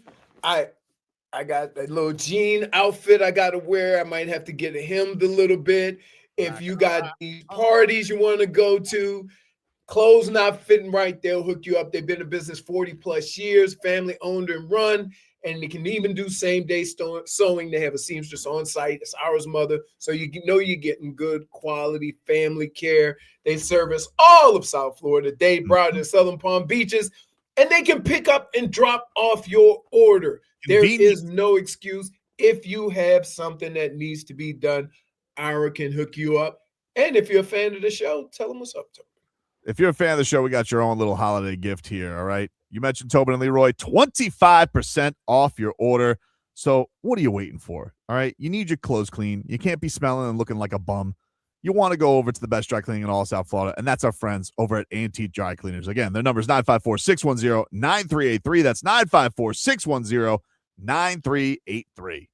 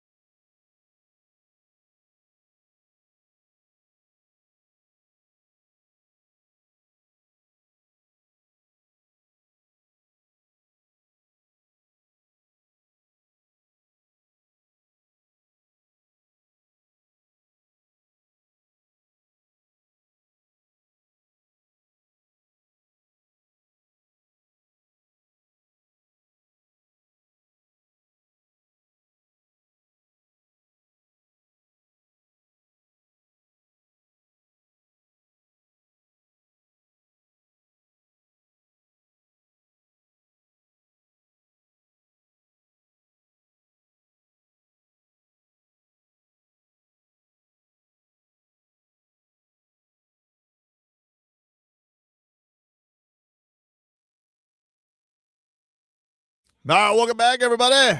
Tobin and Leroy back with you here on FM 104.3 WQM. What was Glenn saying to you as you were walking in? He tried to be nice and asked me if I was here when he bought pizza for us because we stayed in the studio. That's not what he said. That's literally what he said. Well, then why did you say I haven't been late? Who'd you say that? Because that was his nice way of saying it. And I'm like, yeah, I've been here every single break. So -1. I was for not. sass. He was being sassy. -1 to him. For sass. Headlines are brought to you by Doral Hyundai, home of the Pricito, our lowest price. Visit us at Doral Hyundai or DoralHyundai.com. Cats are rolling. Cats are rolling last night. 4-3 win over the Mammoth. Win in Utah. You go out there. 4-3 win. Leroy, you got your favorite thing last night. Little deflection goal from Anton Lundell for the victory. Yeah. If you guys missed it, here was the call from Plagans. Ekblad here to Reinhardt on the near side. Shot to the net. Out front, they score. Anton Lundell able to jam it home. It was worked to the back door, and right there at the edge of the crease, it was Anton Lundell there to jam it in. And the Panthers have a 4-3 lead with 50.8 seconds left in the third. That was whipped out in front from a sharp angle, and Lundell was there to jam it home. Luostarinen puts it up there, right in the air. Puts it right in the You net. think you could do that? No shot. Yeah. I've seen these guys do it at practice. I'm amazed. It's crazy, right? It's insane to see them do the drills on it. They're so good at it. It's insane. By the way, I always try to pick. So, what in my sport is equivalent to that? And it's not even like a one-handed grab. It's not even close to that. I mean, like a shoestring tackle? No, like there's nothing like a lot of times in the shoestring tackle, you're just swinging your arm and the guy trips. It's not like I'm going to grab There's his not a foot. skill to it. Right. No, you're just reaching to try to just trip him up. The one-handed catch. What about the batted ball at the line by the D lineman? No, I would say, you know what I would tell you is equivalent to it? When you see like a quarterback throw a screen pass and that guy doesn't bat it, he catches it. Like, because you're talking about a guy who's 5 feet away. You're talking about a lineman intercepting it, or A the guy? lineman, right, or a linebacker. But I can't think of. I mean, Like what that's Beathard the closest thing to hitting a baseball. like what Beathard did to Burrow last week, when Yeah. he just was like right in his face and took the Right. ball away, pick And six. caught it. Right. Yeah, Like that. Like there's not. Like man. you guys I hear think that's Joe? why I like that. I like seeing it so much because there's nothing in my sport that I can't even think of other than it. It's almost like the equivalent of a field goal kicker or a punter kicking the ball and the guy catching it that's blocking it. Yeah, Like it's so crazy how something going 80, 90 miles an hour right at you and you deflect it. yep, it's insane. And I feel so bad for goalies because I'm like, what do you do? You can't do nothing about it. There's nothing you can do. Well, that's why what used to happen with Bob when he was 4-goal Bob is they weren't in front of him helping him out. He was just every shot was just on him. Yeah. I don't know if you saw it last night, but he had maybe the save of the year last night. Classic Bob, 2-on-1, stretched out, so flexible. Goalies, even Paul Maurice said this yesterday. He goes, even in like a 7-goal game, the goaltending was really great on both sides. Tonight, they got themselves a challenge because the Cats have been rolling, and they get to roll. The champs get to roll into Colorado, who's been absolutely awesome this season. Yeah. And we'll see if the Cats. But I will say, Bennett's been on fire. Carter Verhaeghe, since he's had this kid, unbelievable. And they always say, you know what they say about Carter Verhaeghe, Leroy? You give him one, he's going to get a bunch. That's what they say. And he's on fire right now. I don't know. I heard Brittney say it about Tua. Carter Verhaeghe. What did she say about Tua? I know. Interceptions in bunches. He does throw intercept. Well, he said that was crazy early in the year when Omar asked him that, and he does throw interceptions in bunches. I don't think like Why You are know you what's only funny? taking receipts about what I say? Wow. I was just saying. He said something about it and I said, yeah. Brittney said. I would say it's weird because when they would come to me and say, you fumbled X amount of times this year. And I'm like, I never thought of it. Like, you really don't, right? You're trying to play. So I get that. When you get that feeling. I'm like, damn, I sure have dropped a lot of balls. Or when a wide receiver starts dropping balls. Yeah, I got I'm more than sure. What's his name? The Dallas receiver. When he gets the drops, it looks terrible. Yeah. Well, the Cats are playing good right now, and it's a big one tonight. 9:30 puck drop. Well, from Colorado. Hopefully we'll forget about what the week that was the Miami Heat. Yeah, I hope they forget it too. They get a couple days off. They're back at practice, I think, tomorrow. I just think it's more of the style of play that the teams are playing more than them. Because if you notice, they struggle against the same type of team. Slow, they've struggled against everybody. Like this run of 4 losses. I mean, they got blown out by the Kings. Like they've lost. They're going bad right now. They can't hit a 3. Is that equivalent to 31-6 Browns over Dolphins? Man, maybe. Zach LaVine couldn't miss. It was crazy. It was crazy. But I hope Spo uses this time to get things kind of recalibrated. I don't anticipate. I think next Monday, if people are on Trade Watch, I think a lot of stuff opens up next Monday as far as like all the new deals and stuff can officially be traded. So if the Heat do feel a little antsy, because like I think they were at Pat Riley's last night karaoke Christmas party.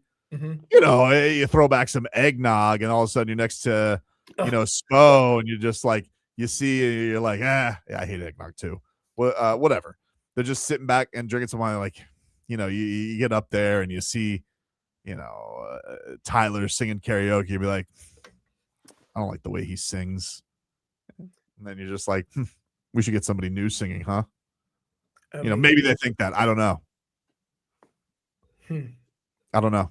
You think a trade happens? Just in general, not for. Yes.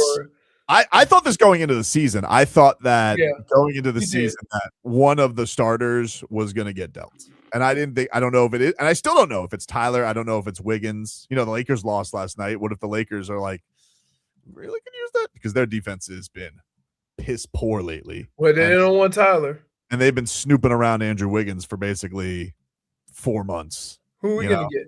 Intangible? Probably intangible. Well, we could get Vincent back. That's not a good trade.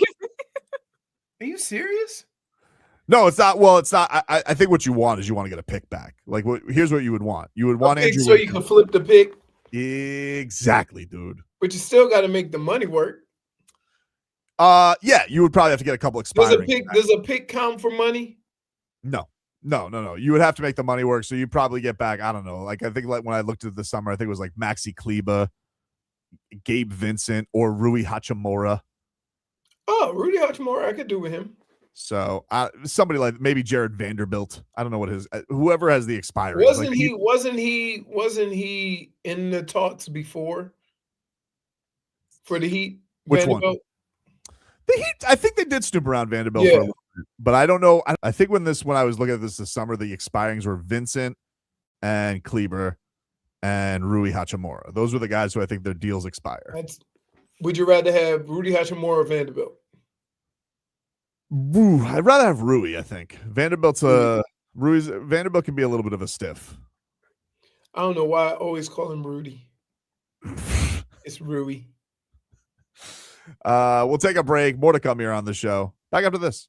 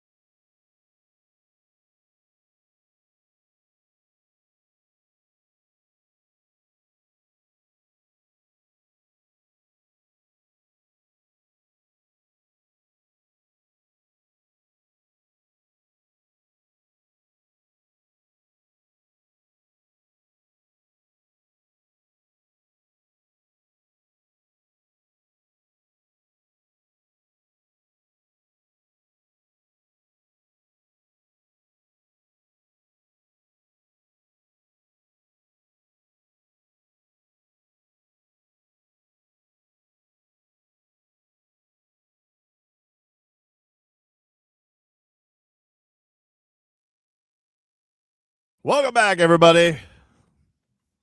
Tobin and Leroy here with you on FM 104.3 WQAM. Leroy, what's up? Can we get a weather update? Sure can. Chill Zone AC, featuring reliable Rude AC systems. Make your AC great again. Visit chillzoneac.com. By the way, yesterday when Vlad said it was 70 degrees, he was out his rabbit ass mind. It wasn't even close to 70 degrees yesterday. Get my weather wrong because you can't read. Wow. Wow, that's pretty bold. Goodness gracious. It's mostly cloudy, nary a wind, but it is chilly. I would say 75, maybe a little higher than that. No higher, it ain't higher, warmer than 80. Light winds, northwest. And you might have a chance for a shower because it does look really cloudy. All right. Another couple of days of cold air. So, or I say cool. Cool. You guys hear Joe Burrow? What did he say? What do you have to say? Joe Burrow was talking about him being hurt again? No, he wasn't talking about that. But I guess the injuries maybe have he's maybe getting tired of the injuries a little bit because he was talking about how he wants to have fun playing football. This is what Joe had to say. Change the way that you view the game.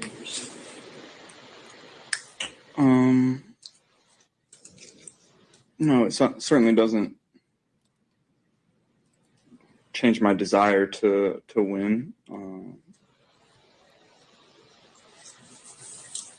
If I want to keep doing this, I have to have fun doing it. I've been through a lot, and if it's not fun, then what am I doing it for? So that's the mindset I'm trying to bring to the table. How much fun are you having right now? Is it difficult to have fun given the season, what you've been through physically, emotionally, all of it? Is it tough? Yeah, certainly. Did you have fun playing? How much of it was fun before? Winning's always fun, but in general, was it as fun before you got hurt? Did you view it that way, Liz? No, I wouldn't say I viewed it that way. I think. What was the changing point? Changing point. I'm not sure there was a singular moment or of time. It's just a reflection on a lot of things that I've done and been through in my career. I think I've been through more than most, and certainly not easy on the brain or the body. So just trying to have fun doing it again. That was Joe Burrow. I understand what he's saying. Sometimes, just imagine you have a job, you enjoy doing it.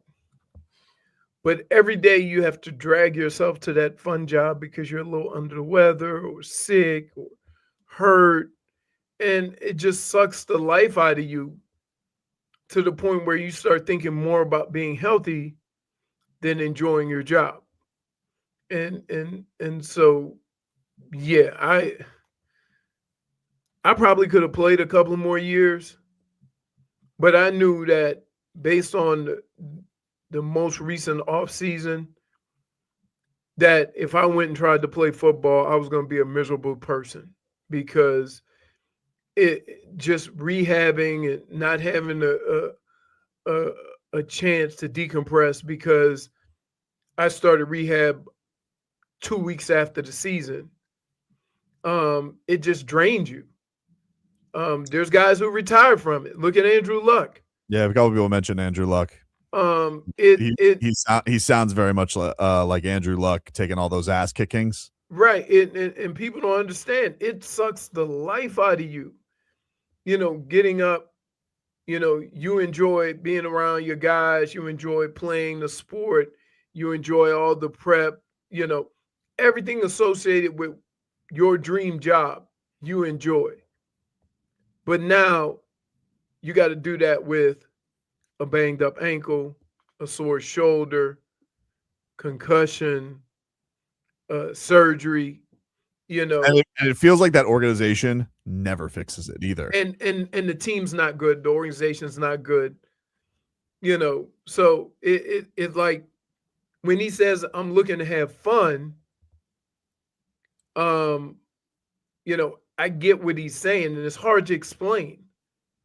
It's hard to explain getting up every morning with a limp and then going in and wanting to be able to do something you enjoy, but know that you might not even be able to do it the way you're capable of doing it. Right. Burnt out quick because you've just been right. You're just exhausted. You're beat up mentally, physically, and it becomes when football or something you love becomes work, you reevaluate what you're doing. Because if you treat football like it's work and you know every week you're going to get your butt kicked, that ain't fun. Like, you got to have something to motivate you to go and take that pounding every week. With some guys, it's winning. We saw who was it? Megatron got the hell out of Detroit before, when Detroit was awful. And he was like at the, still had good years left. Probably. Right. He was in a lot of pain. Didn't want to do it anymore. Right. And it has nothing to do with it's like, man, we just went 1-15 or 2-14, and I'm sucking it up every week coming out here with playing with these various ailments. And I got Eli Apple at cornerback. It just, yeah, I get it. It's a hard thing to explain to people, though. You know what I mean? Because other people will put their disposition on your job and say, you're making all that be happy. Right. And sure. Especially that position, people are like, it's the glamour position. You're going to be set. It's one of the few that, like, if you get cut, you're still going to make your money. Like, no one's going to, no one's ever coming after you Ricky Williams style with it. But we have seen, the Andrew Luck thing stands out. Like, Andrew Luck seemed like he was good, like Joe Burrow. Like, you have your guy. I would say Lamar's not having fun either. No, yeah, probably not. With the explosiveness that he plays the game with, to now not even be able to be the Lamar you were 6 months ago. Right. Right. But we all have seasons like that. You all have seasons where you just need to get through the season, give everything you have, and then regroup in the off season. Just decompress. The problem is that if you got to have surgery in the off season, then you don't have an off season, and then it weighs on you even more. SDI says time for Joe Burrow to make a stink. Come to South Florida. Sunshine he would feel better if he was down here. I haven't heard Tua talk like this in a while. Because you want to know why? It's warm here. Yeah. Tua's got to deal with 11 degrees for 4 hours, and then he's like, well.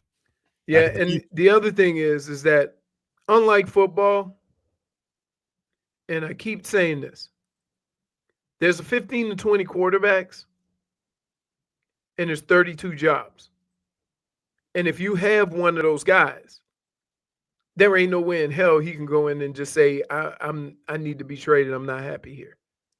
No, I don't think so. No chance. We haven't seen it. Like, I guess Minkah got his way, but Minkah didn't sign his contract yet. And Micah's not a quarterback. He's not a quarterback. And Dallas had already determined that they might be better off without Minkah.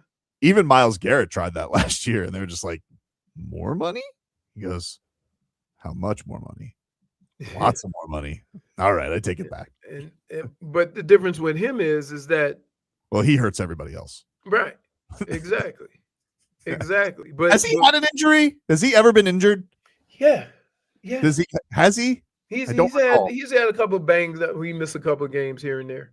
Did somebody have kryptonite? Like, what happened? I didn't how do you hurt? With those guys you get rolled up on. Yeah. Or the big injury with defense and offensive linemen, pec injuries. From swinging. Pec injuries are big. Getting rolled up on ankle, knee, or something like that. But not usually. And so, you think as bad as their record is, Myles Garrett's still having fun. Now, here's what I would say. Is he going to break the? Where is he now on the record? 20. How far? He's at 20. I think he's at more than 20, doesn't he? What is the record? 23 and a half. Oof. He's got. Yeah, but he's got 5 games. No, wait. That was why my reaction was that. I was like, oh, he's going to clear that easily. I mean, it's just crazy that.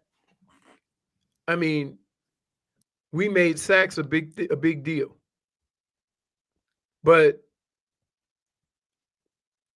how big a deal is it when you got a guy who's getting ready to break the NFL record? And your team stinks? Yeah. I don't know.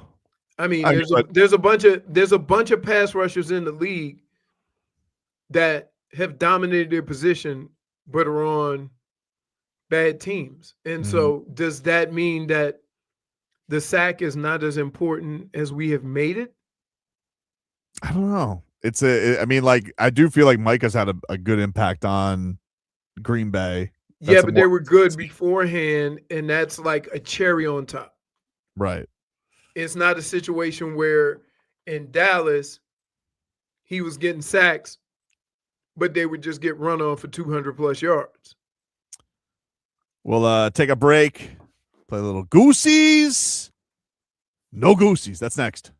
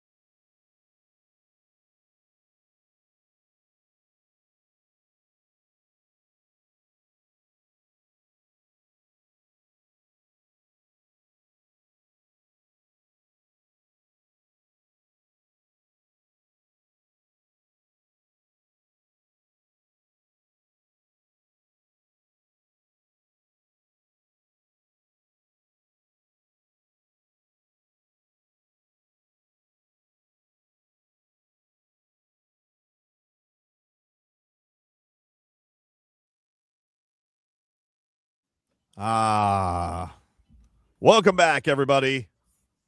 It's time for Goosies. No Goosies. You guys get it at this point. All right, Jennifer is going to bring up some stuff. We tell you whether we like it or not. If you like it, well, that's Goosies. If you don't like it, no Goosies. I think it speaks for itself. All right, this is not Who Wants to Be a Millionaire. It's a pretty simple game. Are you ready, Jennifer? I am ready. Leroy, are you ready? I am ready. Brittney, are you ready? I am ready. Then let's get after this puppy. What do we have today, Jennifer, for Goosies, no Goosies? Well, first we're going to hear some sound from our favorite focused goalie, Sergei Bobrovsky, on the team's bonding in Utah. Yeah, for sure. That's a great thing to do, especially as you say it as a mind reset. You know, it's a long season, lots of hockey, lots of pressure, and trips like that. It helps a lot to reset the mind. I have Goosies simply because I love the way he says hooky. Hooky. Goosies. When you say hooky, I love that.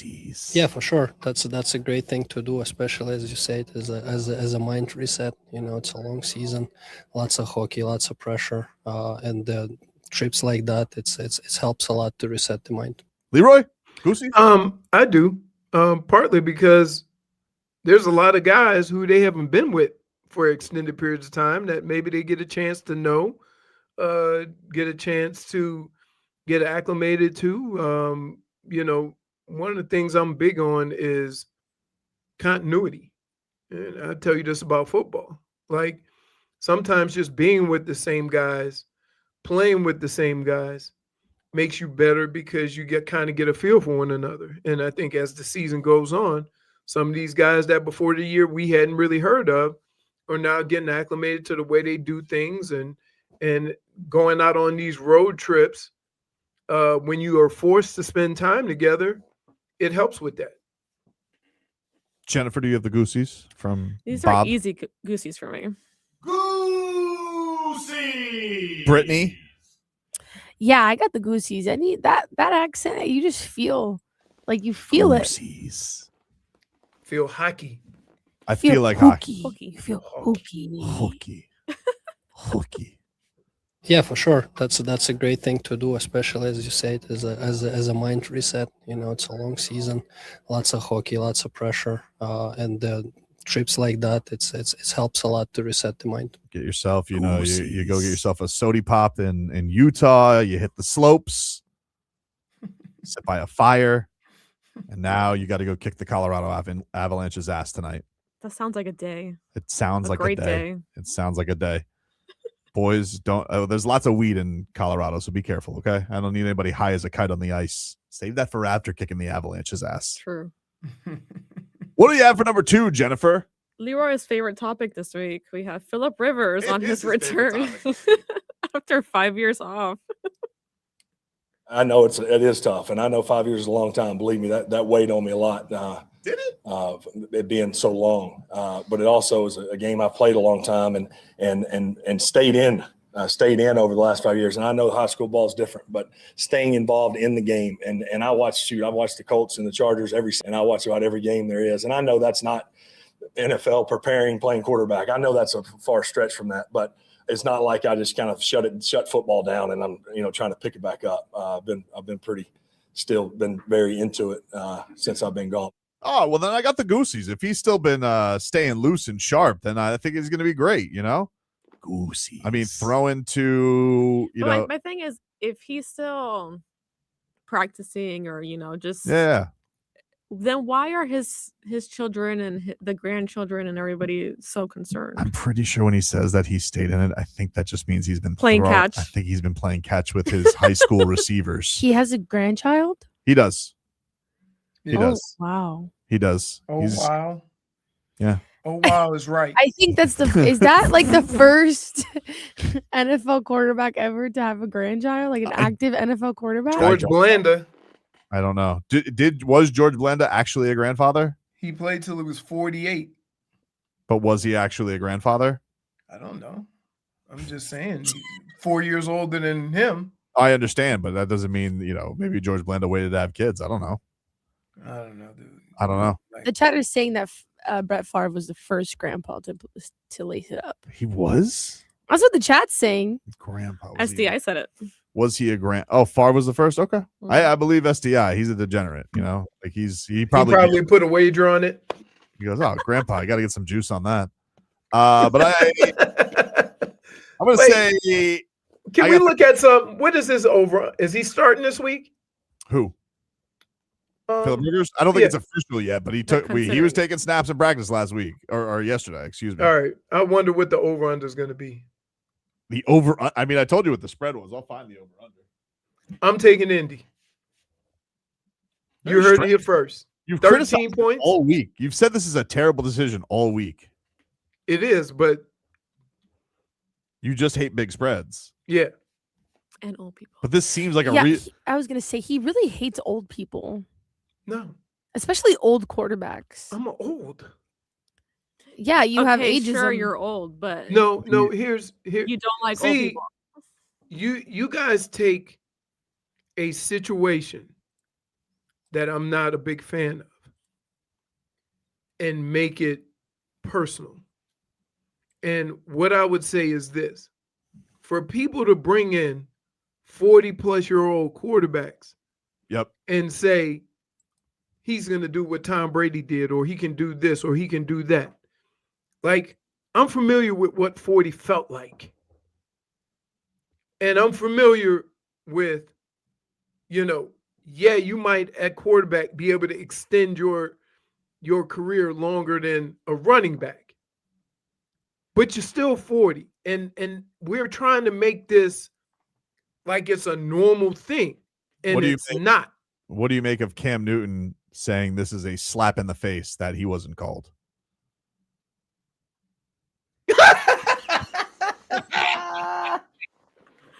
Wait a minute. It's a co-op process. Wait a minute. Did he watch his last game? Is he familiar with what he did? Slap in the face. Now, I'm going to say this. Cam Newton was a freak of nature until he wasn't. Yep. When he didn't possess all those other tools, did he ever become a quarterback that could throw out inside the pocket? So when you can't run, what the hell do you think that's going to look like? And it looked exactly like it looked. When he takes the helmet off, does he put the hat on the sidelines now if he was to come back? I wonder if he gets to take off his bolo tie. Guys are wearing chains. Oh, yeah. He just have a bolo tie up underneath there. But I got the Goosies for Philip Rivers. I think I'm happy for him. So I got the Goosies. Happy for him. You? Listen, I'm going to be... I'm happy that he can come back and play because that's what he wants to do. But I ain't got the Goosies for Philip Rivers going out there and getting his ass kicked. Even though I would take Indy. Again, I would take Indy in all them points. Interesting. Okay. The over-under, by the way, is 42.5. Over-under is, I thought not for the game. I thought if they put a number for Philip Rivers, but they haven't announced him as a starter. I don't think those are out yet. Right. I will let you know when those are out. All right. We'll let you know when those are out. But no. Yeah, but 13.5, 42. That means that they're basically telling you with a spread with a over-under being 42. They're basically telling you Philip Rivers ain't gonna be able to do nothing. That is what they're telling you. Right. I'll still take Indy. I don't know what Leroy hates more, old quarterbacks or this big spread. No. It's he's all over the place here. He's having the worst crisis of his entire life right now. I know. It's a battle right now. What do you feel, Jennifer, on Philip Rivers? You got the Goosies? I have the Goosies because he's aware. He knows like he hasn't been on the field like that in quite some time. But as soon as he tried to run, he gonna pull a hammy. Hell, I did it with the water balloon toss. That did happen. That's a special case, Leroy. Brittany, do you have the Goosies? Yeah, I have the Goosies. I felt bad for him in that clip. He seems so excited and so happy. And I really hope almost that want to pinch his cheeks. Yeah. You know what? Everybody is excited about football and happy about football till they get hit. Maybe we need an NFL senior league, I know, but it just senior tour. I just feel bad for him. With a bunch of padding. All Like right. I don't want him. Like I don't want him to You know, Brittney, fail. I understand what you're saying, but the Seahawks are not going to pinch his cheeks and say, "You're adorbs, Grandpa." Like, they're going to try and hurt him. I know, and that makes me really sad. I just feel he's gonna get hit one time, and then the sweeper's gonna come out and just sweep him. You guys, that's so awful. It's a- That's hey, so awful. he signed up for it, He literally signed up for it. He's doing it. right? I understand, but it's No, you ever notice? You ever notice? When was the last time you heard an athlete say, "I'm too old for this"? LeBron They always James- think they got it. They're intense competitors. LeBron has been complaining about LeBron being has old said lately. it. He said it the other day. He's like, I'm 40. 23. How many years? 23 years? I think LeBron's. Okay. I bet you if LeBron wasn't making 55 this year, he would have said, "I think I'm out." But like, he's like, "I'm not walking away from He's that worth juice." $1 billion. What's 55?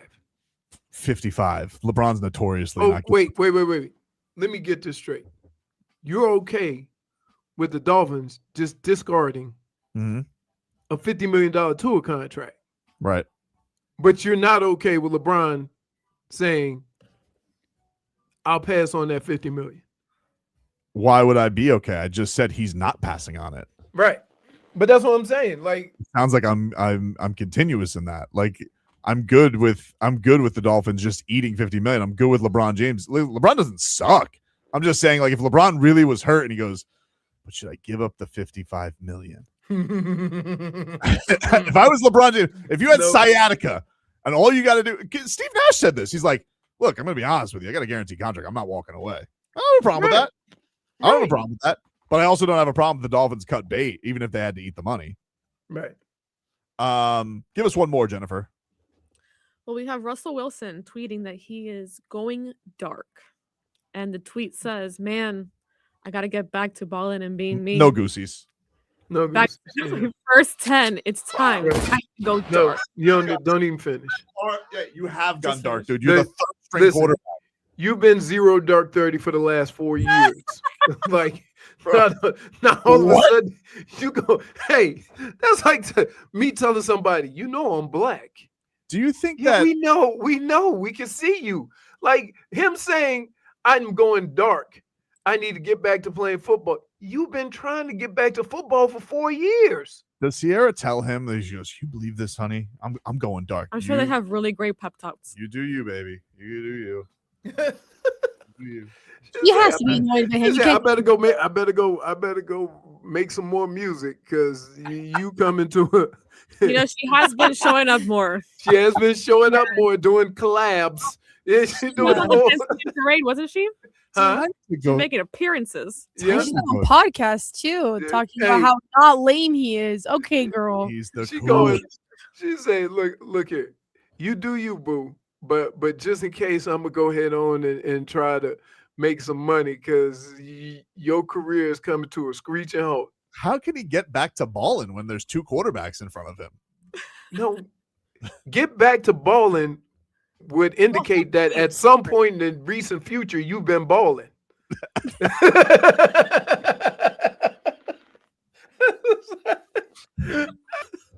Like, hey, this is an unfortunate thing because athletes will never, they try hard to admit that it's over, even when it is very evident. It's never been more over. Right. I feel bad. I feel bad until he talks. Yeah. Maybe So when he says, forward, I'm going dark, I need to get wait. I say, Russ, it wasn't like everybody was clamoring on Twitter or Instagram to see what you had to say anyway. Like you just like, no one's look, coming give for it. you Here, 'cause there's look, nothing to base here's me anything off of. scrolling through my mentions. Okay. Yeah, I never was I didn't know that he was like tweeting like crazy. I thought Right, when was the last time we read a Russell Wilson tweet? Also, it's like, what do you think? What are people saying to you that you need to go dark? Hey, you looked really stupid on the sideline the other day. Like, he ain't even played enough to get his feelings hurt by comments. That's what I'm saying. Right? Basically, like 2 weeks in, they're like, you know what? We've seen enough. Let's put Jackson Dart out there, dude. Hey, appreciate you. Crazy. I mean, think about this. Even when Jackson Dart went 0 Dart 30, right? They still didn't go to you, Russ. Nope. They went to Jameis. I've seen more of Jameis was on Fox the other day doing TV. I've seen more of him than I've seen of Russell Wilson. Old squints. I genuinely said the other day, I was like, I thought he got released. I thought he was out. I didn't. Ooh. Russell Wilson. I thought he was gone. Like, I didn't know he was still on the Giants. But apparently now I know it's time to go dark. He's going dark. Take a break. Final hour coming up. Back after this.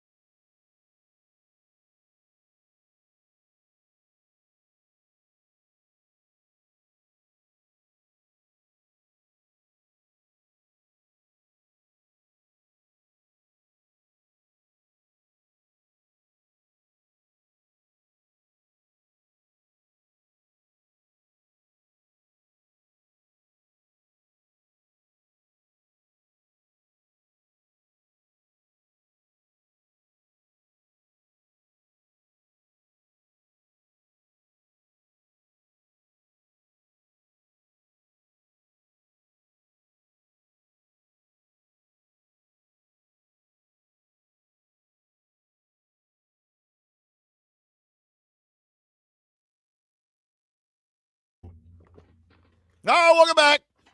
Tobin and Leroy back with you here on FM 104.3 WQAM. Get to our headlines this final hour, brought to us by Doral Hyundai. Home of the Pricito, our lowest price. Visit us at Doral Hyundai or DoralHyundai.com. Miami Dolphins back on the practice field today. Mike McDaniel saying that De'Von Achane is going to be in a red non-contact jersey for practice. No touchy the De'Von Achane. Leave him alone. Yep. I don't think be that's near him. something you. I don't think that's something you should really have to say. Well, but can I just say this? Hmm? You do have some knuckleheads on the team. And are they on defense? Typically. Yeah. They're like the one thing I used to hate is that you have guys who try to make the Pro Bowl on Wednesday and Thursday and then get in the game on Sunday and get dumb trucked. And we keep receipts. So the next time when you get into practice, whether it's offense or defense, this guy tried to make the Pro Bowl again on Wednesday and Thursday or Tuesday or Wednesday and Thursday. We like, man, don't come up here with that nonsense. Your ass got dumb trucked on Sunday and you gonna come up take it out on us? The Dolphins, of course, will be playing on Monday Night Football, and we'll find out where Achane is if he's got to play with the old, what is it, flak jacket? That's what they got. Yeah, man. Does it even help? Like, how does it? Yes, it helps. What it does is when you get hit, because it doesn't allow your body to compress. Okay. So like it helps with that. Were you allowed to have your halftime hot dog with it? Oh yeah. Oh, listen, that had different placement. I just want to make sure. It became difficult for road games because sometimes you couldn't locate one. And also for every game in my career, I took a hotel pillow. I'm sorry, what? I took a hotel pillow and then like pregame or maybe sometimes during halftime, I just take a little power nap. Well, what did you do with the pillow after? Did you bring it on the bus or did you just leave it in the locker room? Leave it in the locker room. So let me get this straight. Menace. If you went to my locker after a game, it'd be tape, towels, and a pillow. So you always like got on the bus from the hotel with a pillow. Correct. Did you have a home pillow? No, I took it from the hotel. We stayed in the hotel night. Oh, that's right. You do stay. I forget about that. So you guys stay at the hotel together. Okay. Yeah. I was confused. I was like, wait, did you have one that was your regular pillow? No. Always a fresh hotel pillow. Fresh hotel pillow. Interesting. And let me tell you, if I stay in your hotel, I'm taking your towels. What? Leroy. Even now? Yeah. You know why? Because I use them as golf towels. When I go to the gym towels. I don't use my good stuff. Thanks to Dade South for the My heads up. towels in my bathroom are color coordinated thanks to Big Spoon. I don't want to take one of those to the gym. Dade South, thanks for the heads up on this. But Steelers outside linebacker TJ Watt is at the hospital undergoing evaluation of his lung. This is a statement from the Steelers. TJ Watt is currently in a local hospital for further medical evaluation of his lung after experienced discomfort at the practice facility on Wednesday. He won't practice Thursday and is status for Monday night's game against Miami is in question. Coach Tomlin will provide an update at the appropriate time. And they is a punctured lung or I don't know. I don't have any other details. right. I don't know if it's lung pain or if something got if he got a rib in it. I don't know. Not sure, but that is obviously tough. Hope the Panthers are back in action tonight. Winners of 3 straight. They are taking on the Colorado Avalanche tonight, who they're good. But Paul Maurice has been happy with how the team has been playing, obviously in a win streak right now. Here's what old Mo had to say to the media. A little bit faster. I think not rock bottom, but we lost the game in Toronto. And for me, it was the first game that we played where we got beat. And then it was in the second and third period where we just weren't they were just better than we were. We had 8 guys out of our lineup, but we still have a belief that we can find a way. And then, you know what? It's like a trade. When Luostarinen came back and Carter came back, those are 2 really good players come back into your lineup. Some fun came back into our game into the bench. And these guys, give them credit. I don't know. We're probably about 150 to 160 man games, and we're still not halfway through the season. That's a lot of pressure to put on some veteran guys. They've handled it pretty well. There you go. Well, they got that illegal air tonight. You know what I like about Although Paul Utah, Maurice? what you like about him? He just keeps it real. Yep. You know what I mean? And good, bad, or indifferent. He's just telling the story like he tells a story like this is where we are. Whether you win a game or lose a game, he'll say, you know what? This part of the game I didn't like. I like this part. Like now he'll say, hey man, understand where we are right now. We're just trying to tread water till we get some of our guys back. Yep. Colorado is 21-2-7, so only 2 regulation losses on the year, none of them at home. So sounds like the Panthers are ready to deliver a first tonight. It's on ESPN nationally. And, of course, if you want that local broadcast, you don't like listening to those hacks at the worldwide leader, got Doug Plagans for your call tonight on FM 104.3. Love Plagans. So 9:30. They got Panthers preview at 9 o'clock tonight. Usually that's a 30 start. I think we usually got a pregame. Not sure, though. Tune in anyway. Hockey does really short pregames, right? Yes. Really short. They save it all for the intermissions. Oh, that's right. I forget about that. Got those intermissions, dude. Yeah. Panthers big dog tonight. Throwing the money on the cuts. I don't know. Tempting. Tyler Herro returning to the Miami Heat has people wondering things, but also upsetting some people who got their get back at him. We'll tell you about that. 15 minutes of Heat is next.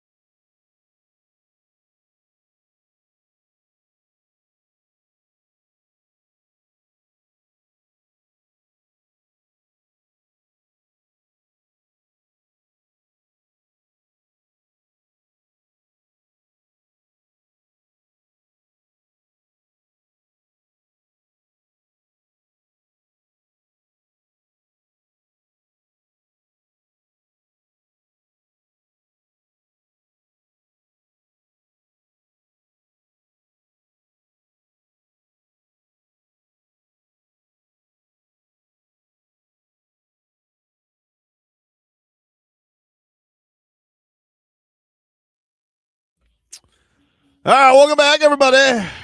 Get to a little 15 minutes of heat here for you. Brought to you by the Lexus December to Remember sales event.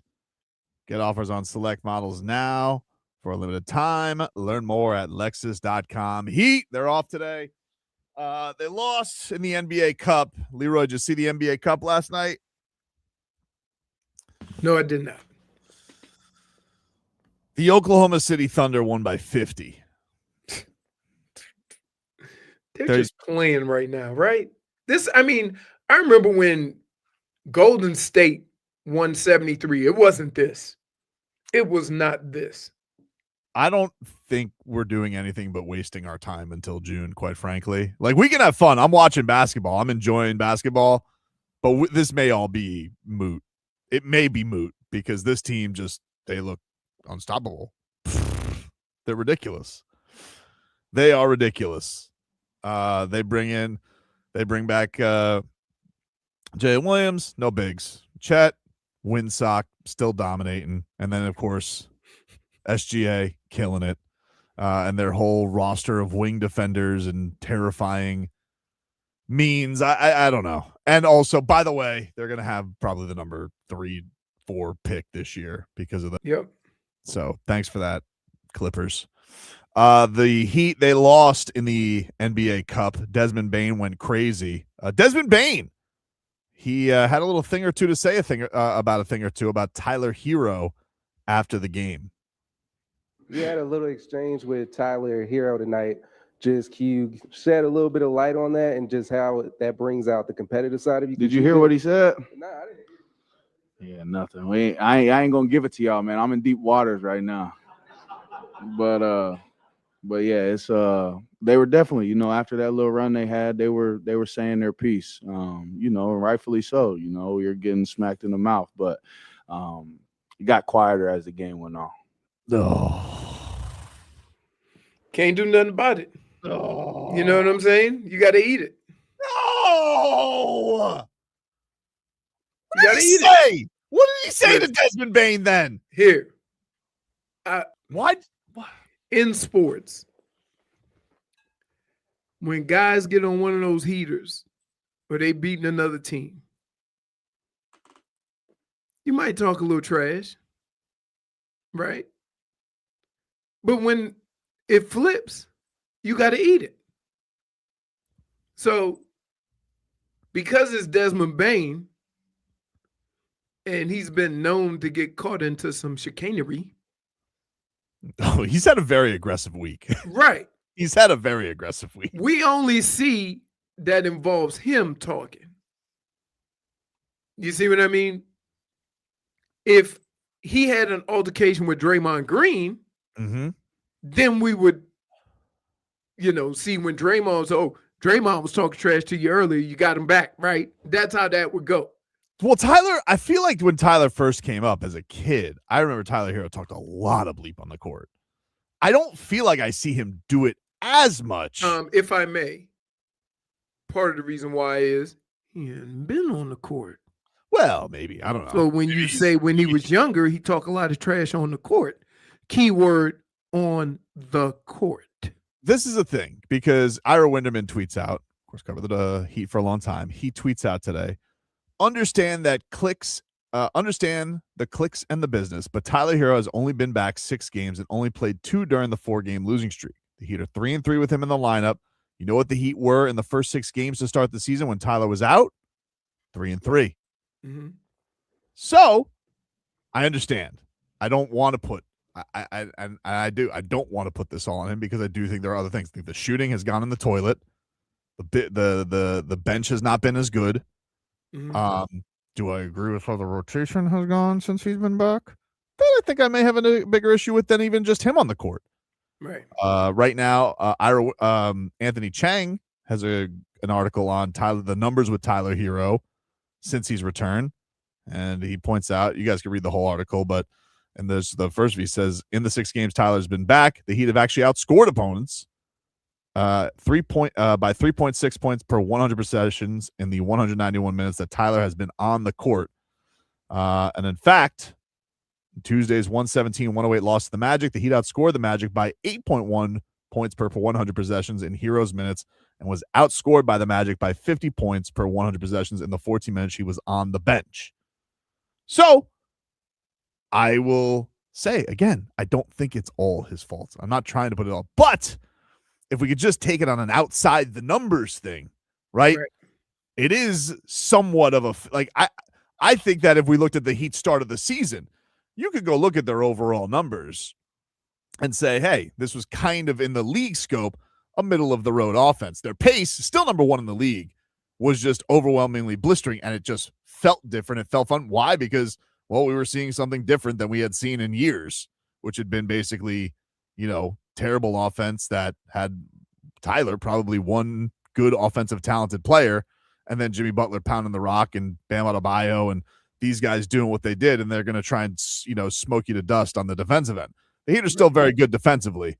But I do think there is something to be said for, like, even if it's not directly Tyler, how the other guys have maybe dealt with him being back and having to adjust to that because, they have to find their good in maybe smaller pockets. I don't know what the feel is. But I also, this is now the second time this, we're getting, another guard is taking great delight in torching this guy, Desmond Bane, and of course, you had the Garland thing last year with basically all of the Cavaliers using Tyler Herro like it was a parking cone. So I don't know what to make of it, dude. I'm not putting it all on him. I think there are other factors, but I think it has to do with continuity, right? Anytime you change that to where guys are not playing in a role or they're not doing their normal thing, there's some adjustment time. I will say this, though, is that if you take out a guy who's scoring 15 to 20 points or 10 to 15 points and you cut his minutes in half, you got to get that production from somewhere. And we just make the assumption that Tyler's going to make up for that production. But then you have to look at the way he's doing his scoring versus how everybody else is doing their scoring. Is Tyler just an add-on, or is he taking something from somebody else, which means that, yeah, he may be doing his scoring, but he's doing it at the expense of somebody else. The thing before now was when whoever was in the game, you never felt that they were taking anything from anybody else. And now sometimes when Tyler's in the game, we feel it has to be Tyler or, not Tyler and, or the Heat and we added Tyler, right? And I think I don't know whether that's going to take some time for everybody to get acclimated with one another or not. Like it just look at Jaime's numbers. You look at, Pella's numbers. You look at, a lot of even Kel'el's numbers. Right. Right? Everybody, if those numbers go down and Tyler doesn't make up those points, or somebody else doesn't make up those points, then it becomes a kind of a, hey, we got to figure out how we got to get those points. Well, I think all of this thing was supposed to be the Heat need some time to figure this thing out. It's an unfortunate thing that, like, well, it's not unfortunate. It's good that the Heat were able to get out to such a good start for the start of the season, and they gave themselves some wiggle room. We knew that was going to be a really, really tough start to the season with all the road games and the good teams they were taking on. Mm-hmm. It's unfortunate because I think they've let some opportunities slip this past week. The Orlando games aside, but losing to the Kings and Dallas, like, those are tough ones because you don't want to bank them when you're going into tough games. The Magic have had your number, and so you're putting yourself in a tough spot. The good thing is, like, they are going to have almost like a mini camp before going into this next stretch before they got the Toronto game and then 3 road games. Like, you get 3 games to work some of this stuff out, and hopefully some of the shooting also comes back because, yeah, I know the easy answer is, hey, just get rid of them. They're not getting rid of them right now. Like, maybe that trade will come. I'm not saying that it won't because obviously the Heat are going to have to make a decision one way or the other. Forget about metrics and all that side. They'll have to come up with a decision on, hey, is the long-term answer with Tyler Herro? Like, because what kind of money does he want? They got to answer that with Norm too. And then, everybody's kind of in their honeymoon phase with Norman Powell because he's new and it's been awesome with him. He's had a really good year. So, when the Heat get to that point, maybe, and again, I mentioned this earlier, maybe that's trade Andrew Wiggins because they don't feel like he's going to get utilized in an offense because Herro and Norm playing together. Now you lose a lot of defense. Yeah, and that's the other thing. Like, so you get back to scoring at the expense of Andrew Wiggins, right? So you figure we can make up his numbers. But what are you going to do on the defensive end? Yeah. No, it's a good question. So there's a lot of stuff that needs to be figured out.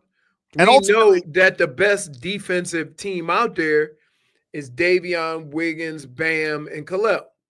And ultimately, and I think this has been the interesting thing with the slump, ultimately, as great as it's been that Spo has gotten this Noah LaRoche fellow and, reinvigorated the offense a little bit and given him a nice jump start to the season, ultimately Spo's a defensive guy, right? Mm-hmm. Like he is a guy who that's what he leans into. That's his bread and butter. He's a Pat Riley guy.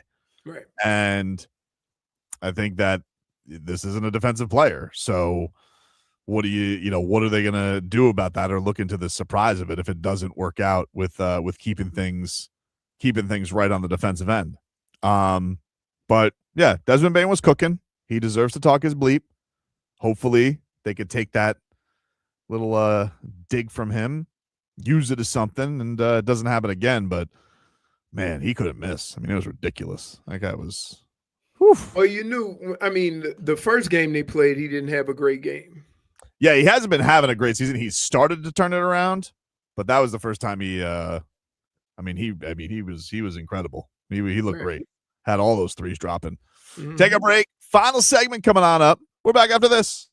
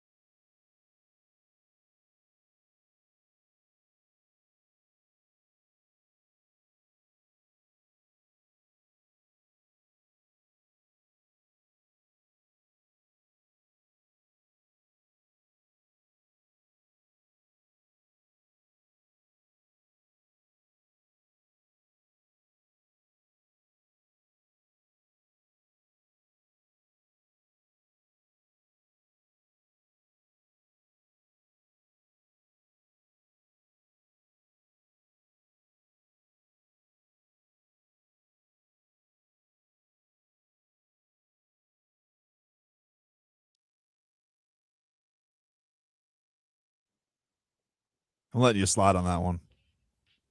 What do you mean? I was here and I was talking to Len. You were talking to him again? Yeah. That's not an excuse. One for hobnobbery. Literally, we just got into this For segment. hobnobbery. There's no way. -1 for Sass. For speaking of- hobnobbery. You mean the sass you gave me earlier? Mm-hmm. -1 that wasn't Sass, for Leroy. Sass. That was sass. For Sass. You're trying to. For Sass. Every button you did not For press Sass. this whole show because you had no reason to. Now you want to go ahead and press it. For Sass. I got in as you were putting on your headphones, sir. Nah, I let you slide. I let you Nope. slide a bunch of times. I gave you No, delay. I you could have haven't. started segments a lot earlier. I let the music ride a little bit today. Okay, sure. I did. I felt, and I didn't give you for tardiness. I gave it to you for hobnobbery. No, it's fine. Don't worry. Way different. It's way different to give for Mhm. tardiness and hobnobbery. Way different in the scope of the show. The way I spend the break is the way I spend the break. Well, I was talking to our manager. Okay. What did he want? Don't worry about it. For hobnobbery. The rules are the rules. That you made up. Well, that's another story for another day. You're taking liberties. I don't think I am taking liberties. I think you are. This is ridiculous. It's ridiculous we're even having this conversation when I did nothing wrong. Karen says Bane gave Tyler Herro -1 for Sass. -1 for Sass. No, I think what he gave him is 37. He gave him 37 for Sass. Man, crazy, dude. Who's got the who's got more petty in him this weekend, Leroy? Jalen Ramsey or Minkah Fitzpatrick? Jalen Ramsey, because Minkah doesn't really talk. No. I mean, just in their heart. If petty was in your heart. Jalen Ramsey. Yeah, he is. He just carries. He carries it like a credit card. Day Sal's comment is crazy. Wow. I am not putting it on there. Wow. Wow.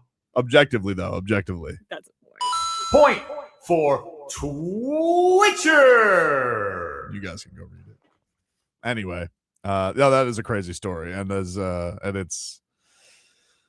not going anywhere. Michigan is it always feels like it happens after the championship too. Like you always know what's crazy? You got the remnants of things going wild. Like this happened. I mean, much seems like allegedly a much less violent degree, but this happened like with Ed Orgeron at LSU, where like Ed Orgeron got crazy afterwards after he won the championship.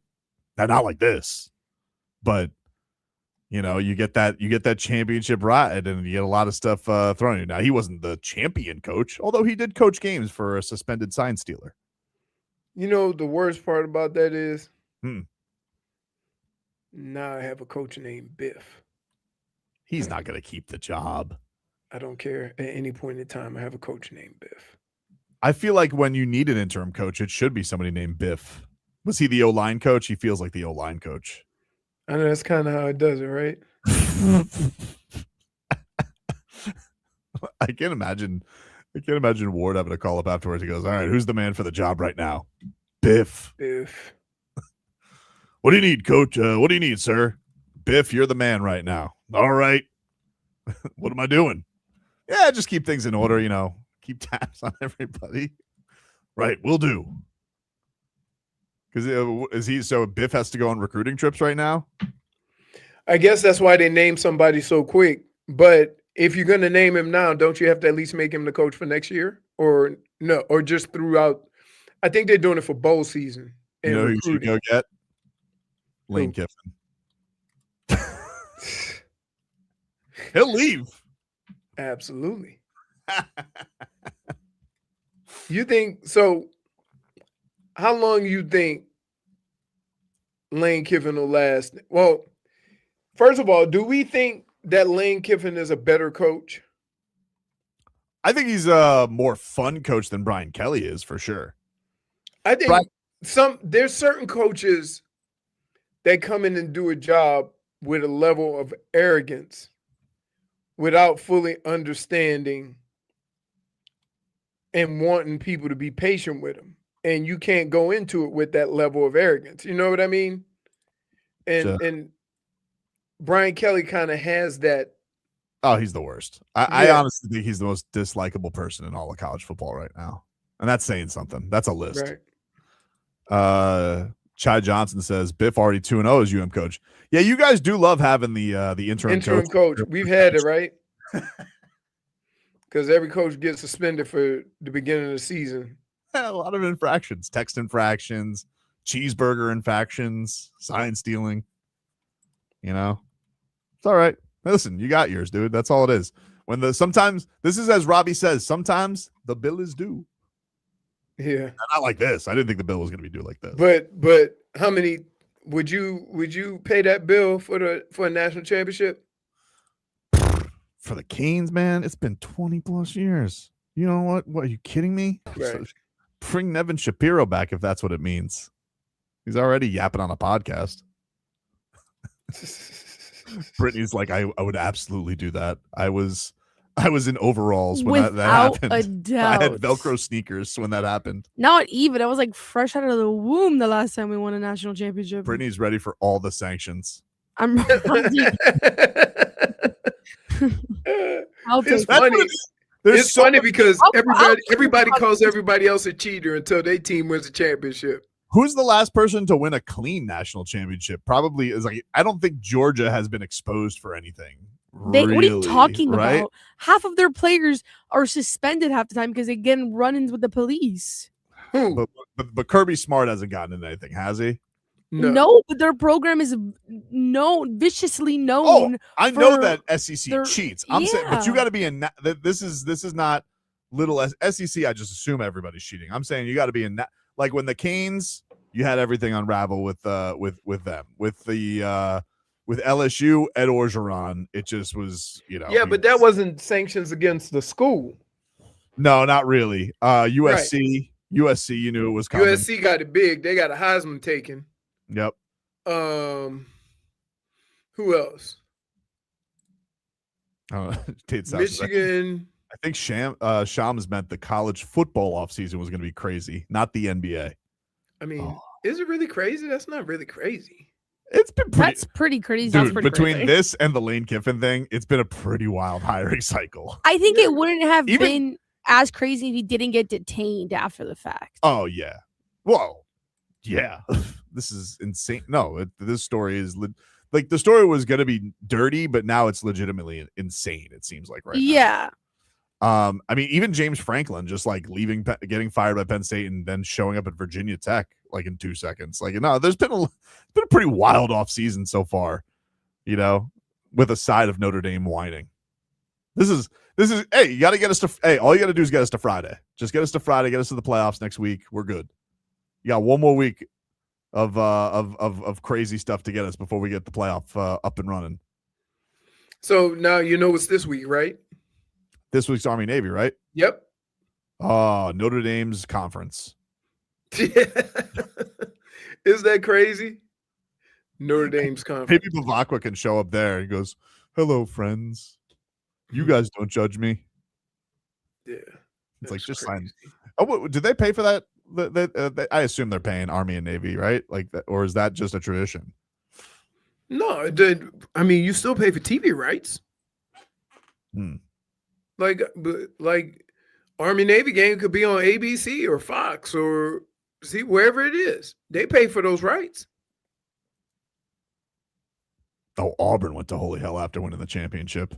Ooh. Yeah. Well, that's because they lost Cam Newton. Yeah, but it was crazy. It's a crazy thing right now. It's because you could talk about sanctions, but it's like just the crazy drop off in stories that come out after national championship teams. Like think about Jameis Winston and FSU, all that stuff. When is the Heisman? The Heisman's next week? No, isn't it this week? Is the Heisman week? Next week? It's this week. It's this week because they want to do it the week of the week off for the playoffs. Oh, okay. Yeah. All right. Oh, I'm sure Mendoza's got that puppy wrapped up. Everybody else I just think the funniest thing in the world is the fact that Mendoza went out for a couple of plays, and Mendoza replaced him. Is that not crazy? Love it. I love it. All right, man. Have a good rest of your day. Everybody else, you miss any of the show, you get the Tobin and Leroy podcast. We will talk to you rascals tomorrow. They would come and do the hazmat suit thing. People were still dropping ass to the Charleston. What is this, Ethel? They've added a trombone. Pee on me, I pee on you back. For sass. I'll see y'all when I see y'all. Dolphins.